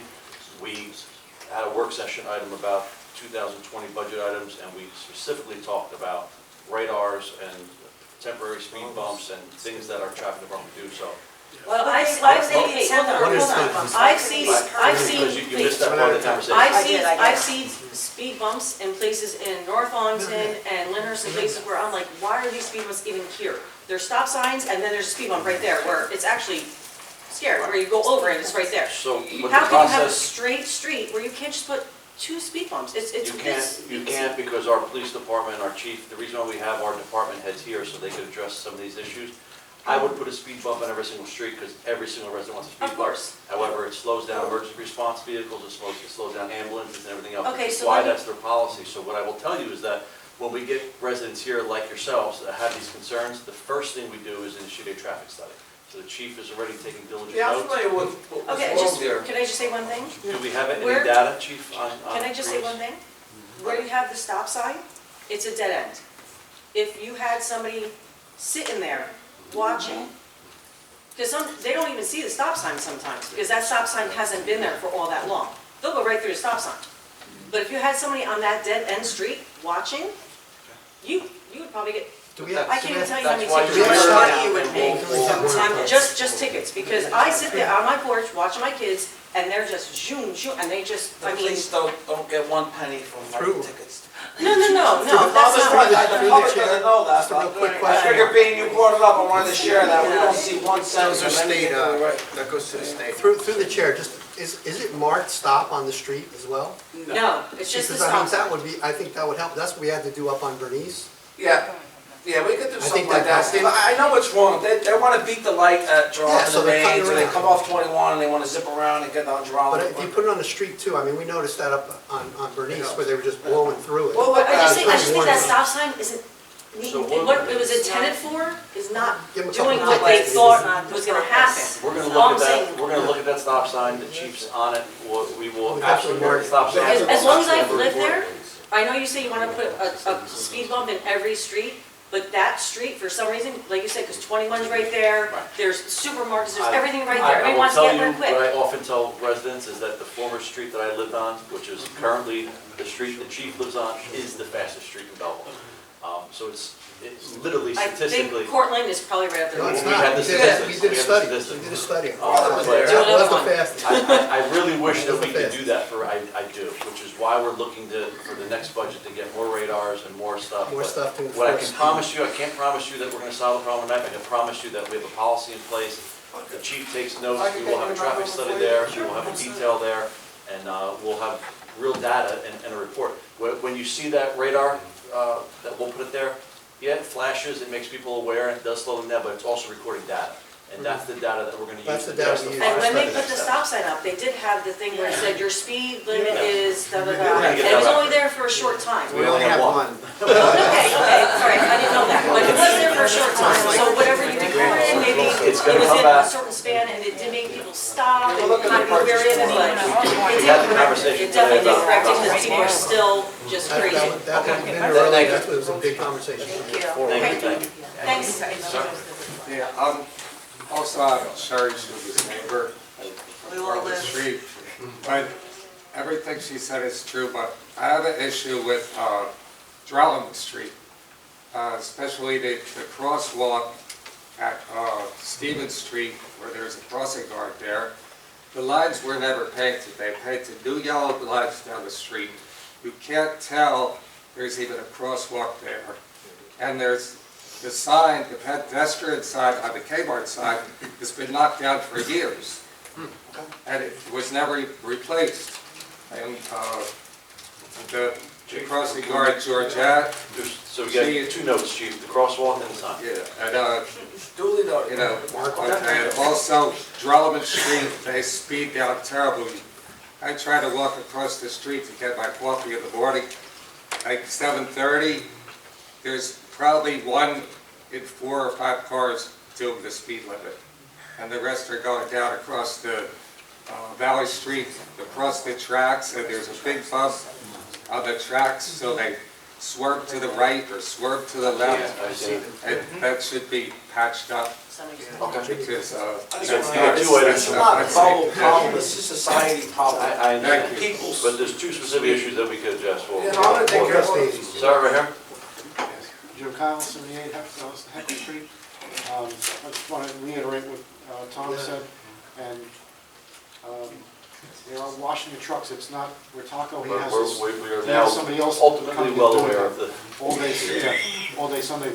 But there has to be some kind of a rule or ordinance that you can't do things like that on Sundays, all day Sundays. And I have some videos I'll share with you later. I'll Were you show the gentleman that was at the meeting or not at the meeting? I was not at the meeting. Okay, no. so when Mr. Icono's gonna, I work all day, so it's Okay. not hard for me to make a meeting. Mr. Icono will make sure he facilitates that meeting. Okay. Okay, thank you so much. Sir? I know you've been Yes, waiting. my name is Frank Felici. I live on North Avenue and I own the Hollywood Park Manor apartment complex on North Avenue. First of all, thank you, council members, for your time. I know it's important, but what I have to say is also important. I've addressed 2 complaints via the telephone to the council chambers. Unfortunately, I know you're only part-time and you're busy. I understand that. I never got a call back. I've also addressed 2 complaints directly to your private line. I've heard you say that. I had never gotten one copy. Do you know where you're calling or what the number is? It's unfortunate because your secretary put me right into your private line and I reported I twice. don't have a private line. I don't have a voicemail. So that's why I'm curious to know exactly where you're calling. I do not have a voicemail, and I don't have a private line. It's very unique because I was told I was talking into your voicemail. I would love to check that line because I'm sure I Yes, have sir. many voicemails. Of course, Okay, you're here now. let me not take much of your Yeah, time. sure. I realize your time is important. We have a 3-ring fiasco going on every night, parking fiasco by the dog and cat, the animal hospital, okay? We have itinerant people coming in nightly. They park, the chief's very well aware of the area. There's a little Belgian block separation between 140 and 148 North Avenue. Am I annoying you? Oh, I thought I was annoying you for a minute. Not at all. Okay, Mayor. Basically, they park there and block 2 driveways. I have tenants right here. One has to have 24-hour access. He's on call every day. Another one's a clinical technician, works days, nights, in between. Another one over there, her husband is a day and night manager in a facility that's like a gym facility, okay? The people that park there discard their refuse all over the driveway. They sit there. When they block the driveway, do you call the police department? I called. Okay. Chief, And do you have that addressed? I know you were... Unfortunately, Mark, I don't mean no disrespect. I know they're tied up. No, they're not tied up. You It can takes absolutely call. 20 to 30 minutes sometimes for a car to respond. They do I know that, they I do understand. prioritize- They do prioritize the calls, but Chief, are you aware of the Could you just address? repeat the address again? I was... 148 North Ave. 148, North Ave. North Avenue. yeah, Block driveway? yeah, I bet okay. your Now, tenants have to call you to get a cop to come? I'm confused, that's all. They could call They directly. called me and they've called direct. We've all called. We've had about 8 calls in the last, like, 2 months. And what happens? And it Nothing? takes about 30 to 40 minutes. They come, the cop will either notify them, or sometimes they get tickets if they're there for over an hour Yeah. or 2. But it takes long, and sometimes they leave. Then an hour later, another car comes. They're very rude in responding when we ask them to move. They're confrontational, The Mayor. car, it's not the police officer. No, the car, the owner of the car. The Owner of the drivers car. of the car are confrontational and obnoxious. Are they I'm a going to retired the police doctors? officer, I don't look for To confrontation, do one at a Mayor. time. Okay, when you sit your car blocking my drive, take your dog out of the car to go to the bathroom on my front lawn. I will, okay, hold on, one Yes, ma'am, conversation. I'm sorry, I didn't hear you, I was talking to the mayor. So I sympathize with you and with you. I own a building, my office is right across the street from school number 3. And the chief will tell you, every morning, parents come, park the car in my driveway, get out, leave it there, and go inside the, I mean, I deal with it, so I'm sympathetic to you. But I call the police, we have to make sure we keep calling the police, and the chief will deal with response time and prioritize I'm the just call. curious, where are these, the parking and going to your building?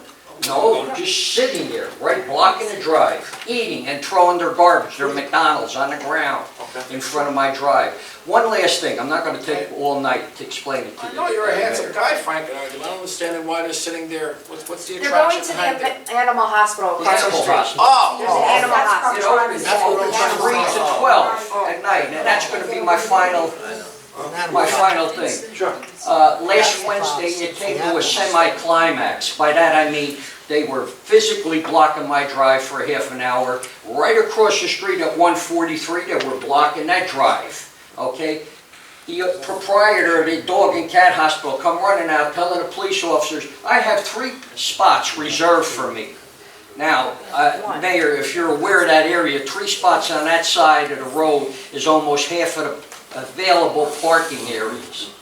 Now, I know of no one, unless they're disabled, that has a reserved parking space. That I can understand. All right? The whole area, just briefly, I'll tell you and then I'll sit down. You have, on his side, 1, 2, 3 professional buildings with doctors. They have no reserved parking space in the front.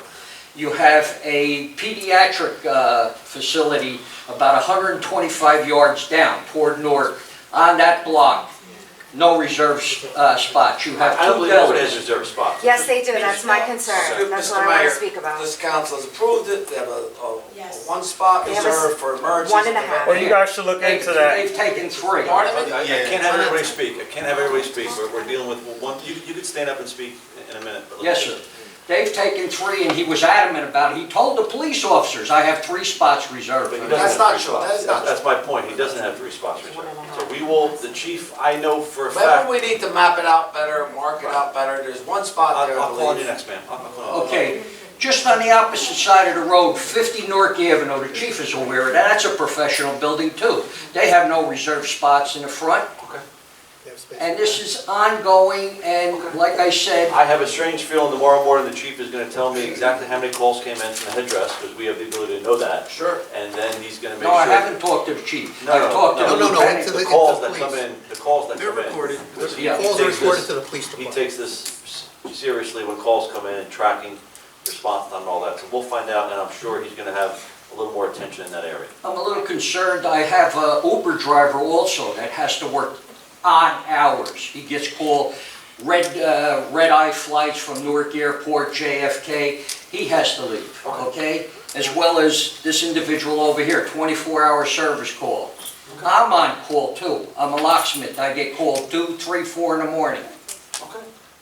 Just so you're aware, and there's causing a lot of friction, gentlemen and ladies, a lot of friction. Thank you.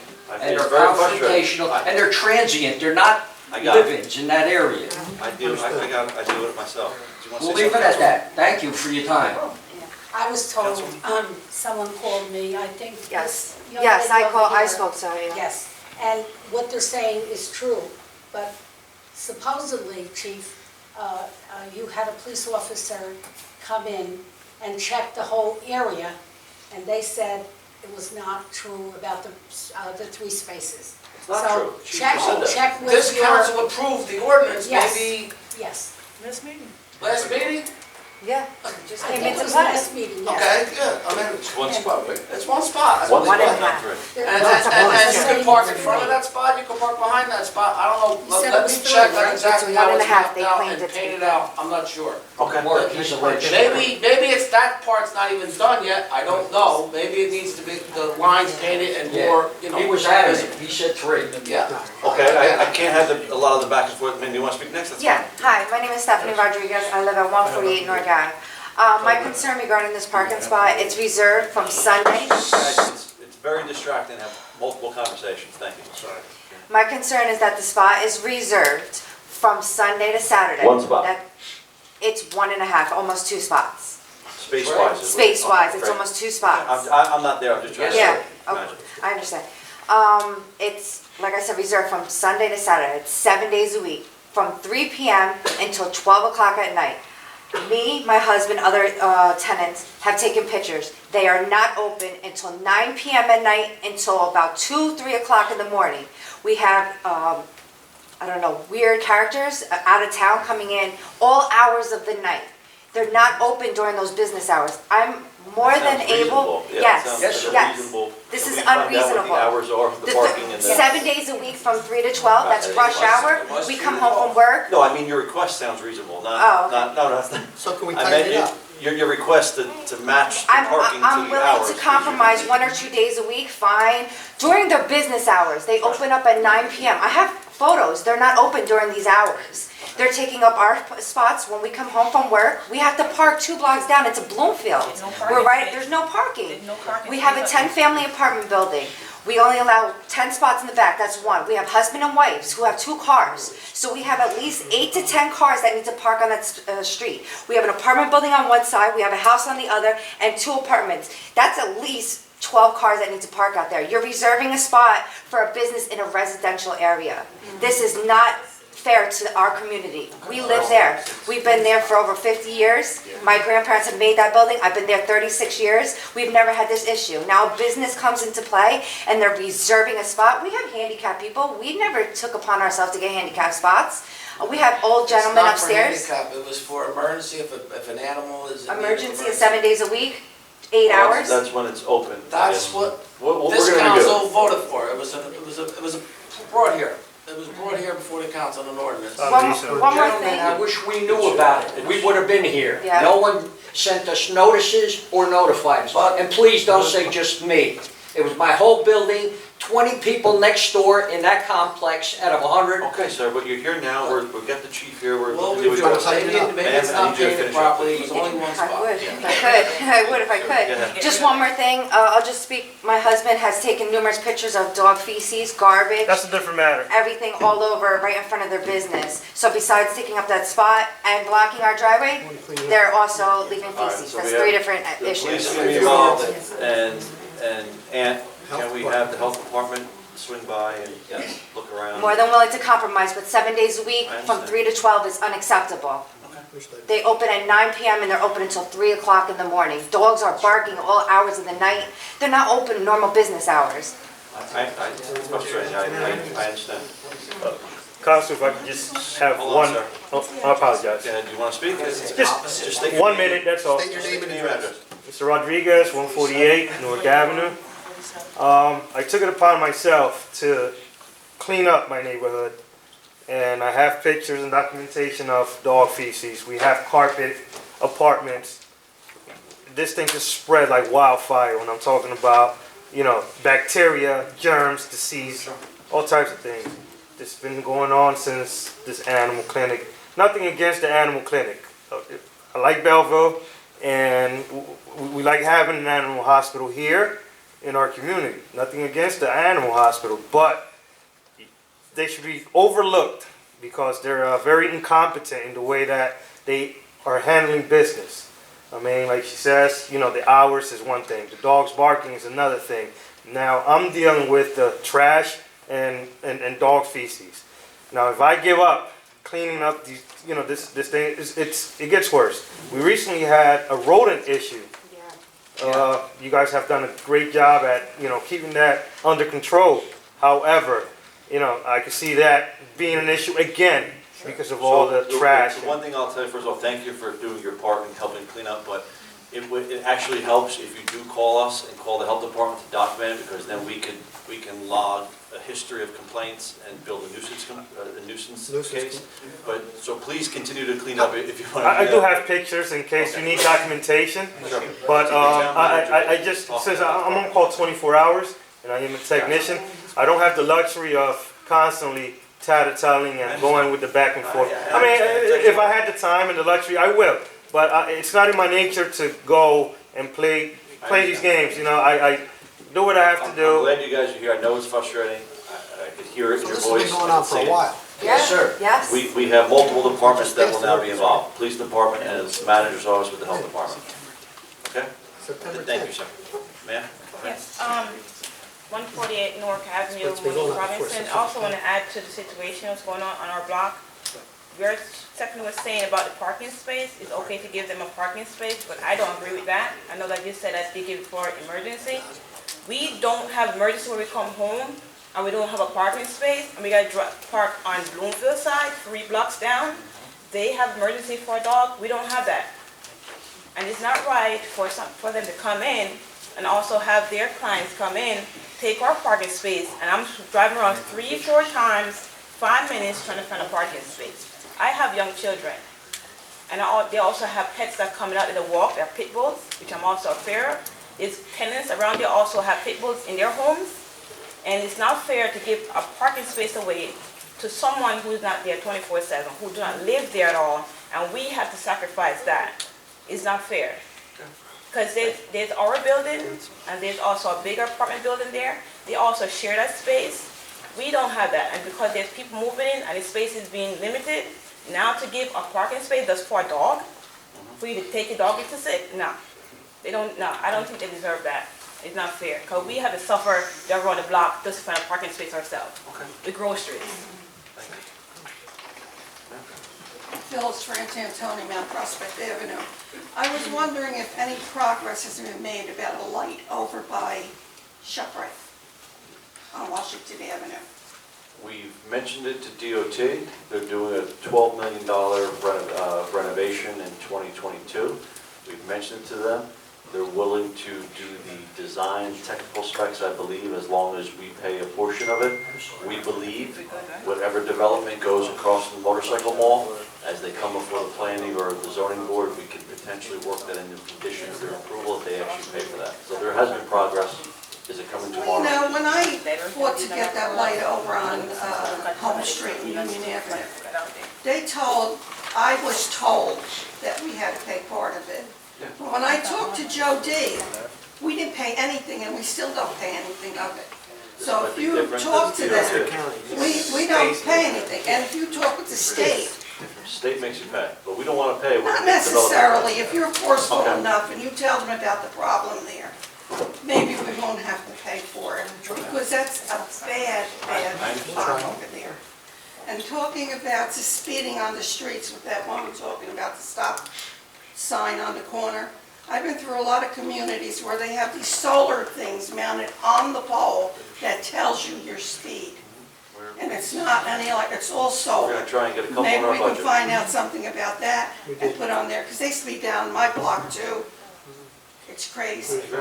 And what Mr. Graziano was talking about with the code enforcement and putting things to the people about what's you need permits for.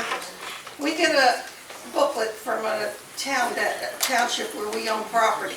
And in there, they have what you need permits for when you rent and when you sell. So something like that might be good to even give to a realtor when they sell a house, give it to the people that are buying. Or even if we had the old calendar back, it could be stipulated on that. It's about being proactive. I agree. You're welcome, Wayne. Bring the Thank you. welcome back. Anybody else, ma'am? Good evening. My name is Tracy Bell, and I just purchased a condominium at Riverview Condominiums, 295 Main Street in Belleville. And across the street from our building, that section has been neglected, like highly neglected. When I say that, meaning trees, rubbish, grass has grown up. And I'm wondering who's responsible 21. for maintaining and cleaning Is that it area? right by the highway? You're talking about 21, Yes. right?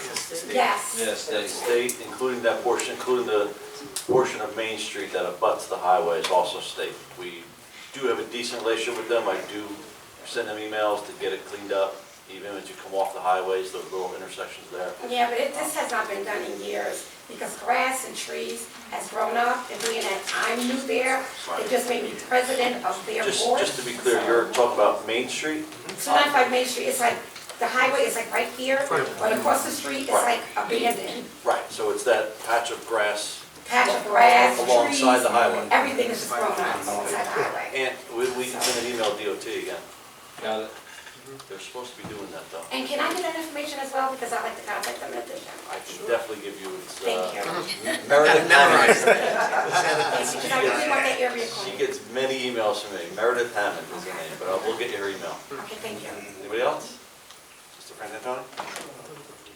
Yes, ma'am, in regards to Mr. Iacono's recommendation on rec fees, we've been through this many times, please don't. The rec department is 0.009% of our budget. That's less than a penny on the dollar.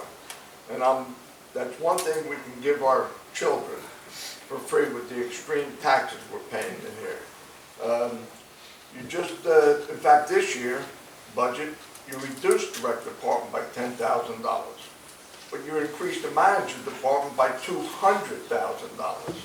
So this is one thing, you don't need a committee, you don't need anything, forget it. Our children deserve this free rec department, which we've had for years, and we're proud to give it to our children. So don't even think about it. We've got to give something to our children for all we pay. In regards to the lead line replacement, you're looking for a loan. Is any of our water lines in the street lead? Service lines? Yeah. Depending on the location, the age of the street. Not service, I'm talking about the mains in the The street. main, no. Okay. The main, and wait, just to be clear, because I've been duped on this question a couple times. When you say main, you mean the large one that comes down the center of the street? That's The the ones main. that go down the street. They're not lead. They're not lead. No. So what we're talking about, possibly, the homes that have it, it's called the lateral. Right. It's the one that goes, there's a valve at everybody's house at the curb. Right. From the street to the valve, the town's responsibility, Right. which is not lead. No, that's not necessarily true. That's lead. Not necessarily. The correct answer is, It depends. let me Some answer are, the some question, aren't. please. It depends. The correct answer is it depends. You can't say yes, you cannot say no. It depends on the age of the street, the location of it, it depends. Well, if the age of the street, Silver Lake, North take care of that. That's North Teddy. Right. So they're taking care of their people in Silver Lake. So for But instance, then the on lateral- Bernice Road in Brutan Estates, where the houses were built after 1950, the municipal portion of the service line is not lead. But in an older portion of town, even though it is township responsibility, it very well can be. We would not know that until we dug it up. But we can make assumptions based on the age of the street and the age of the houses that are on there. Yeah. Well, I thought they are, but the lateral from the valve to the curb to the house Homeowner responsibility. possibly could be Yes. less. And my house was built in 1927, but I have copper.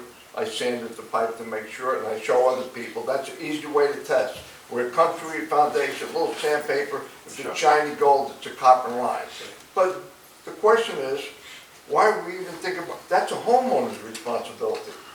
The laterals are homeowners. Laterals are. So what are we even thinking of borrowing 25 million or whatever, 5 million? Because we or just dollars? established the fact that there could be some lead lines that are municipal laterals in some portions of the town. That's And why. municipal responsibilities, Right, that's part that goes from the main to the curb. That's from the main municipal. to the curb. That's municipal. Fine, if you determine that, Right. then I would agree with you No, to but pass the just to be clear, local Mr. bond. Frantantoni. Stop borrowing from the ECIA or anybody else. If your engineers find out that, yes, the town's responsibility is lead from the mains to the valve, fine, I would agree with you. Then you tax the taxpayers for that. Locally, let us pay for it. But forget about all the Essex County. That, I give you more corruption with the Essex County Improvement Authority than you'd care to Right, hear. we've heard that before, but yeah, nobody's talking about bonding $24 million here. We're talking about maybe getting a couple $100,000 so that as we dig up streets in the near future, if there is a portion of it that's municipally controlled, we can then replace it. Exactly what you just said. Or are they gonna spot check? Yes, sir, we can't have conversations back and forth, I'm sorry. That's it. Now, the other thing, Mr. Perry, you said that the budget went up because construction, a lot of construction, you got a lot of revenue, a lot of new revenues come in and builders are paying more money. That's not what I said. What did you, then That's clarify. That's Then I a heard you portion, wrong. a portion of the increase. Portion, $1 million of the additional $6 million is increased revenue. right. And then you said that's why the budget went up. But there's two parts of the budget, anticipated revenues and appropriation. So if we have an unexpected and happily increase in the anticipated revenues, then we should get a tax relief Or surplus. instead of spending it and hiring more people. Well, you just heard Mr. Frantantoni, I was very proud of the fact that we have less municipal employees this year than we do last year, and all new employees start at nearly a third of what retired employees make. So you're not correct in your I assumptions. think, and I've said it before, a good portion of those new hirees are from your civic group, the Belleville. But And I'll we get reiterate this the fact that there are less unexpected, we've been employees today than promised, there were a year ago. we've been promised with prior administration, that take Essex Park. We had the big publicity there. Essex Park is gonna give us $2.5 to $3 million more taxes, and your tax is gonna go down. Yeah, we got more taxes, we never got a decrease in taxes. So when we get an increase in anticipated revenues, give us some tax relief. Gotcha, I do need you to wrap up, Mr. Frantantoni, you're out of time. Okay, and as far as the senior bus, I don't think the seniors were too happy. When you went there, they told you they have a problem, it's too high. They can't get on the bus, the step is much too high for them. One question does not mean the entire senior citizen community in Belleville is not happy, Mr. Frantantoni. Okay. We spent $68,000 on a brand new bus. We asked them what they thought about it. One or two people said, you know what, a step to get into it would be better. And guess what? We're ordering the step. So I would not, Okay. I don't subscribe to your line of thinking that one or two constructive criticisms on what we did for them is nobody's happy with it. All right, well, I just wanted to bring that point home to you. I heard the point because I was there at the meeting. Thank you. Anybody else? One shot. Good evening, Michael Sheldon, 47 Floyd Street. First, an update on the Little Street repair by the intersection of Beach Street. It's been repaved, but in the last week, it's starting to cave in again. So I don't know if the repair was unsuccessful or there's been additional settling, but since that is an emergency road, please have someone take a look at that. Again, I appreciate all your concern. The town is all concerned about the water quality in our schools. But as I pointed out at the last meeting, since the moment Dr. Tomko became our superintendent in February of 2015, he has implemented a regular series of water testing. He has been extremely proactive about making sure the water in our schools is So safe. can I just interrupt for 1 second? Sure. Since 2015, Dr. Tomko's been testing. Knowing that we had all the increased questioning and all the increased concern recently about the lead, did the school district, before the kids go back to school, communicate to, they might not remember something from 4 years ago. There Did have they been- communicate maybe a letter or a robocall to ease the concerns of the If I can residents? send it you directly, there was a district-wide memo sent in June of 2017. Okay, but we're in 19 now, and today's when the residents are concerned. Yep. So when the kids, I'll reiterate my question. In September, when the kids went back to school, did you or the school district or Dr. Tomko communicate to residents to let I them can know get that that in information for you. I 2015? can't say with 100% certainty if there hasn't been a regular series of, I know Dr. Tomko is working on a memo at this I just moment. wanted to prove that about- point, that that's but- the reason why we are being proactive in communicating to the residents. But as I pointed out at the last meeting, all of our drinking fountains, there's about 150 of them throughout our schools. All the fountains have water filtration systems attached to them. The water's safe. We have, again, I appreciate your concern. And again, I'm speaking as a citizen, not as a trustee Safe here. is one thing, but communicating to residents to ease their concerns is different. They might not remember that in 2015, the school district did that. That's why we communicated with them the week they were going I'll back to get you the full school in history. 2019. Dr. Tomko is apparently, again, putting together a memo at this moment, making sure that everyone is fully aware of what he's been doing day in, day out for the last 4 years to make sure that the water quality is up to par. Another water question, this year, has the township received any water filters at all?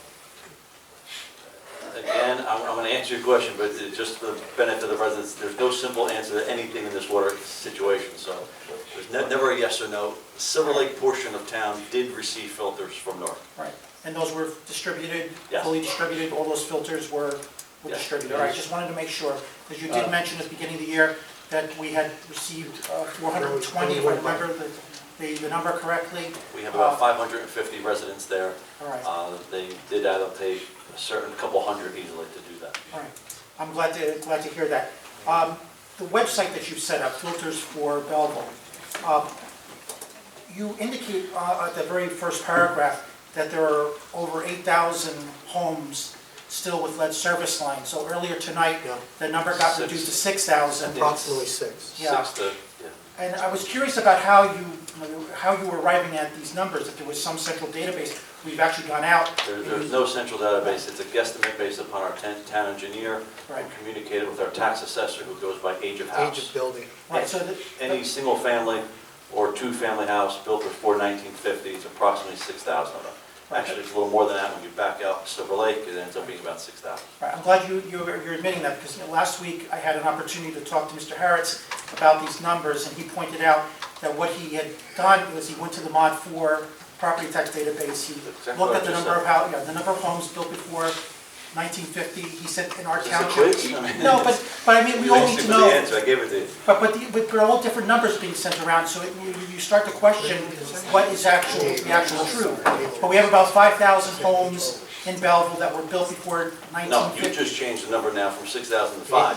Well, he said 5,000, he told me 5,000 homes. He's probably talking about ones that are on Belleville's infrastructure. Like I said, there's no easy answers in this situation. So we say about 6. When you back out to Silver Lake, it's a little over 5,000 that are on our municipal infrastructure. So the 8,000 on that website is incorrect. It should be 6. 6, or maybe you, Sure. since it's your website, maybe you want to change that tonight. I think that's it for tonight. Let me just quickly check. All right, that's it for the evening. Thank you. Thank you. One last question. Sir, we only get one, Sorry, so one we can make shot. it really, really quick. Yes. Real quick, you said Nork's giving out water or filter to the Silver Lake residents? Yes. We haven't gotten notified of anything. And the area I live in is Silver Lake. We can definitely facilitate, but they did bring, I rang doorbells with them. They did bring doorbells. That's a send them fast notices. question for you. That is fast. We did Okay. robocalls, we did letters, and I rang doorbells with them, but we can definitely get them for you. So Okay. Anybody that lives there, you are absolutely entitled to a filter and replacement cartridges. Thank you. All right, thank you. Anthony, just please take down that address again, we can get them for them, at least 10. 10 family house? Yes. What was the address again? 148 Nork Avenue. We can, we can get that immediate for you, immediate. Yes. Those, Wait, hold on, wait. Once, We one can shot of only the let people apple. speak once. Only Sorry once. about that. Frank, get Frank. I'm sorry? No, I'm sorry? no, we're good. Frank. Jerry, I think Jerry had his hand up. Sir, is there something real, sir? Sir? Is there something you're talking about quick that you can bring up? Yeah, I wanted to say that the pictures that you gave out, a lot of them don't fit our I understand, that's part of the problem. And mine didn't. Might be able to get pictures, might be able to get more pictures. So I ran up to the county rec center. We are still in a public meeting, thank you. We can get you a pouring picture potential. We can talk after the meeting, too. Do they remove the lead though? Yes, they do. Oh, Jerry. Jerry LaGuerche, 8 Grove Street. Resolution 6, an endorsement of the Department of Environmental Protection application for treatment works application. What is this about? The 608 Main Street. Something to do with the development there, I'm not sure if Anthony knows, we'll have to find out from the town engineer. Because there's 2 addresses, unless there's another typo here. Because the first it says 608 Mill Street, and then it says apartments at 680 Mill Street. It's a project that's being run by Tom Herrick. Is it 680 or 608? It's 680 is the development address, I believe. Well, what's the 608 Mill Street project then? Typo, We maybe? can find out if the typo or not.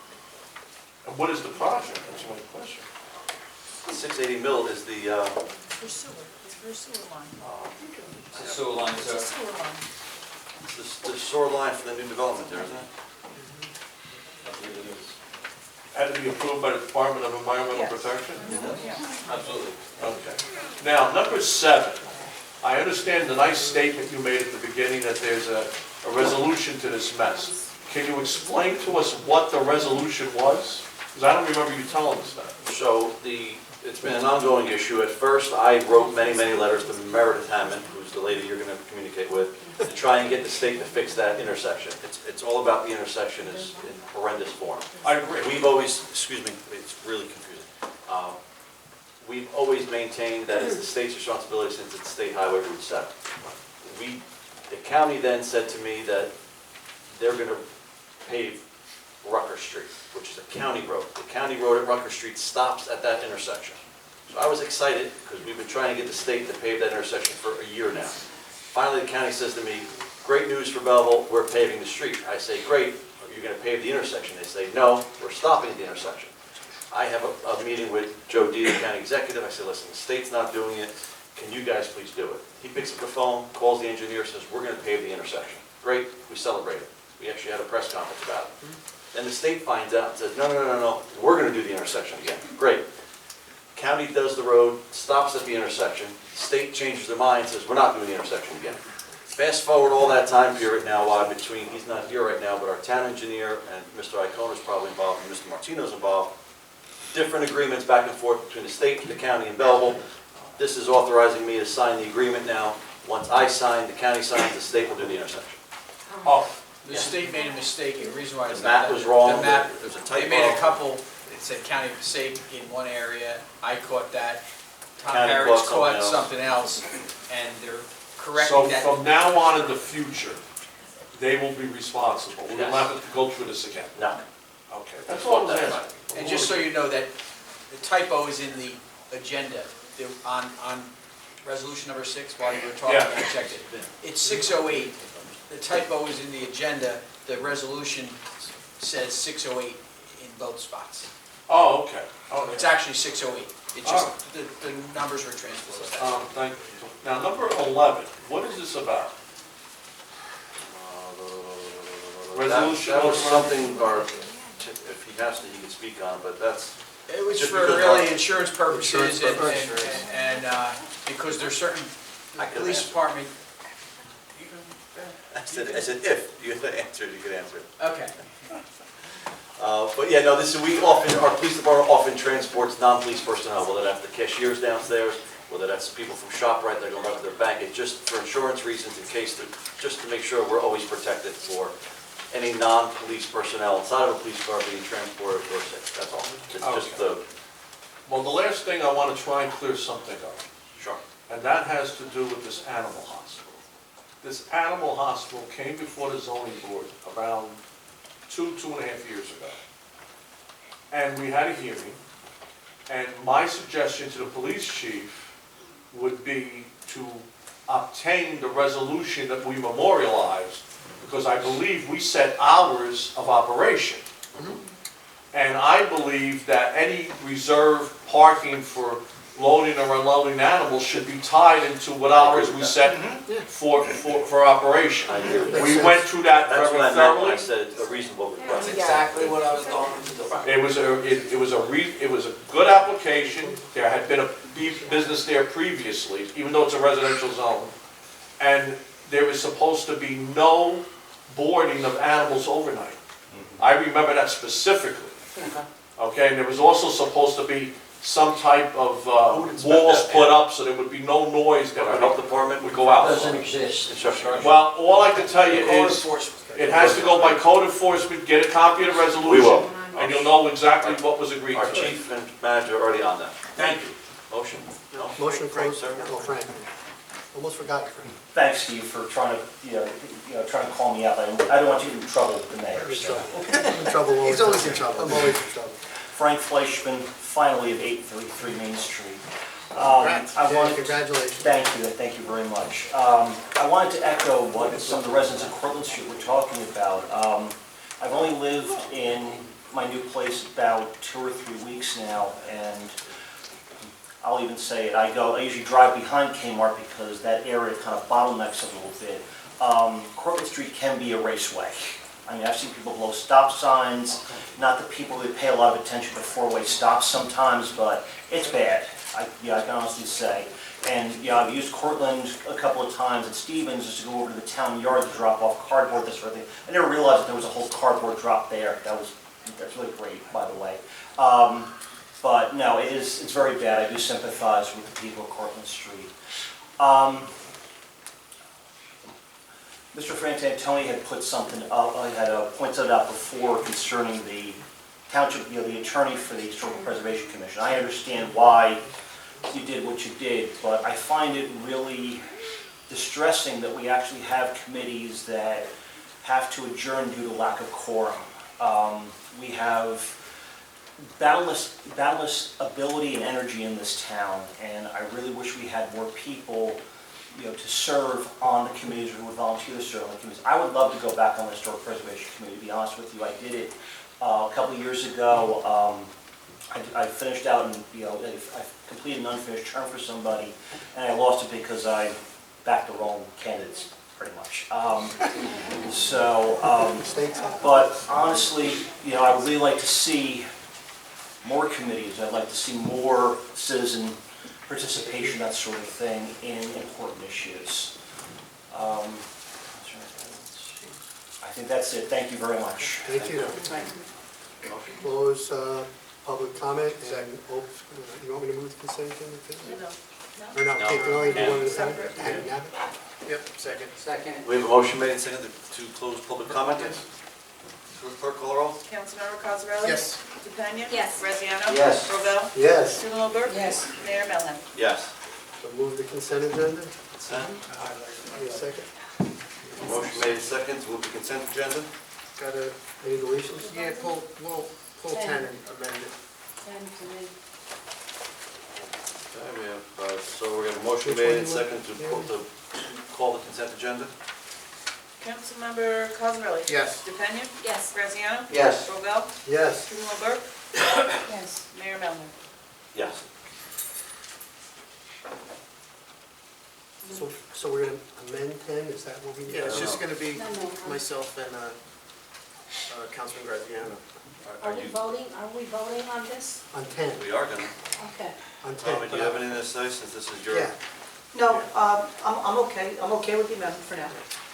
And to make it for the whole department also, not just the purpose, the whole I wanted to department. make it communication centric, because I think that's really what you want to do. You don't want to overstep our bounds. Right. That's what I'm looking not to do. Absolutely. Whatever the attorney thinks we should. We can manage, say, whatever. because I mean, as far as changing the permitting process and that. Oh, yeah, I exactly. don't agree with that. Okay, so you're okay with the amendment, Yes, Councilman? yes, I am. Okay. Yes. Well, I'm still, all right, but I still vote for all. Yeah, So what are we removing from the resolution? The resident's name. Yeah. The resident's name? Yep. I am. Wait. Are we we gonna make it specific to communication, or are you gonna leave it that way? Attorney, That's we what should I. name it. What do you want, just a building I, department I, committee, or? I can see, Bill, I don't want to review and evaluate the permit process. I think that kind of puts us in a. I don't. Do you, Steve, attorney? Because I'll take Review and I'll take evaluate? no part of that. Review Well, and evaluate. that's the purpose, that's what our, Yeah, that's the statute, and that's what our No, ordinance I says. understand that, Steve. I'm just telling you what I it mean, says. I'm not- input to me is a critical issue, no doubt about it. Communication is serious. But when you're talking about a statutory department, it kind of gets a little bit gray to me. So I'll take no part. Could we just name it the Code Enforcement Committee? To do what, though? It's got a purpose. No, it's just like To the enhance IT committee. communication. They're How on could they're on the enhance IT committee. communication? What's the difference? I don't want Okay, anybody to building say that we department can't committee. review anything. No, yeah, that's I'm what saying the point enhance of the communication, commission that's is. what you're trying to do. But now you're pigeonholed into just that. That's all you're pigeonholed to do. Which direction? Well, Well, you're our okay to ordinance, take no part, Steve? Yeah, I'm All right, let's just call it. Now, I want to put it, I want to make it a little more broad. right, he just wants to change it to, The whole department, the whole department. Why just single one thing out? Yeah, don't, I Make mean, it for the whole department. So Yeah. we're you're gonna revise it to include the entire, The whole department. building. Not the permit process, just the The- whole construction, the the whole whole construction. office. Right, So you good with that, Ben? Absolutely. Councilman, you're okay Yes. with that? Sure. Yes. Okay. I'll You're fix it. okay I'll change with not being I'm okay? taking no part. You're okay with Taking no part. And you're a no? I'm a definite no. Of course, why would we? All right. Yeah, why not? Free country. It is. Make a motion to approve. Make a motion as to approve as amended. Yes. Okay. Who seconded that? Second. Councilmember Cosarelli? Yes. DePena? Yes. Graziano? Yes. Robel? Take no part. Strumelberg? I don't see why we need a council committee, no. Mayor Melham? I see the reason to improve services, so I yes. do agree with that. Resolution is approved. We have a motion. Do we have any new business? Yes, sir. No?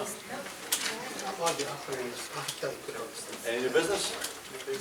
Motion to adjourn. Hey, I just had a quick question. We're trying, I know everybody wanted to go, but everybody has to make a Sit down.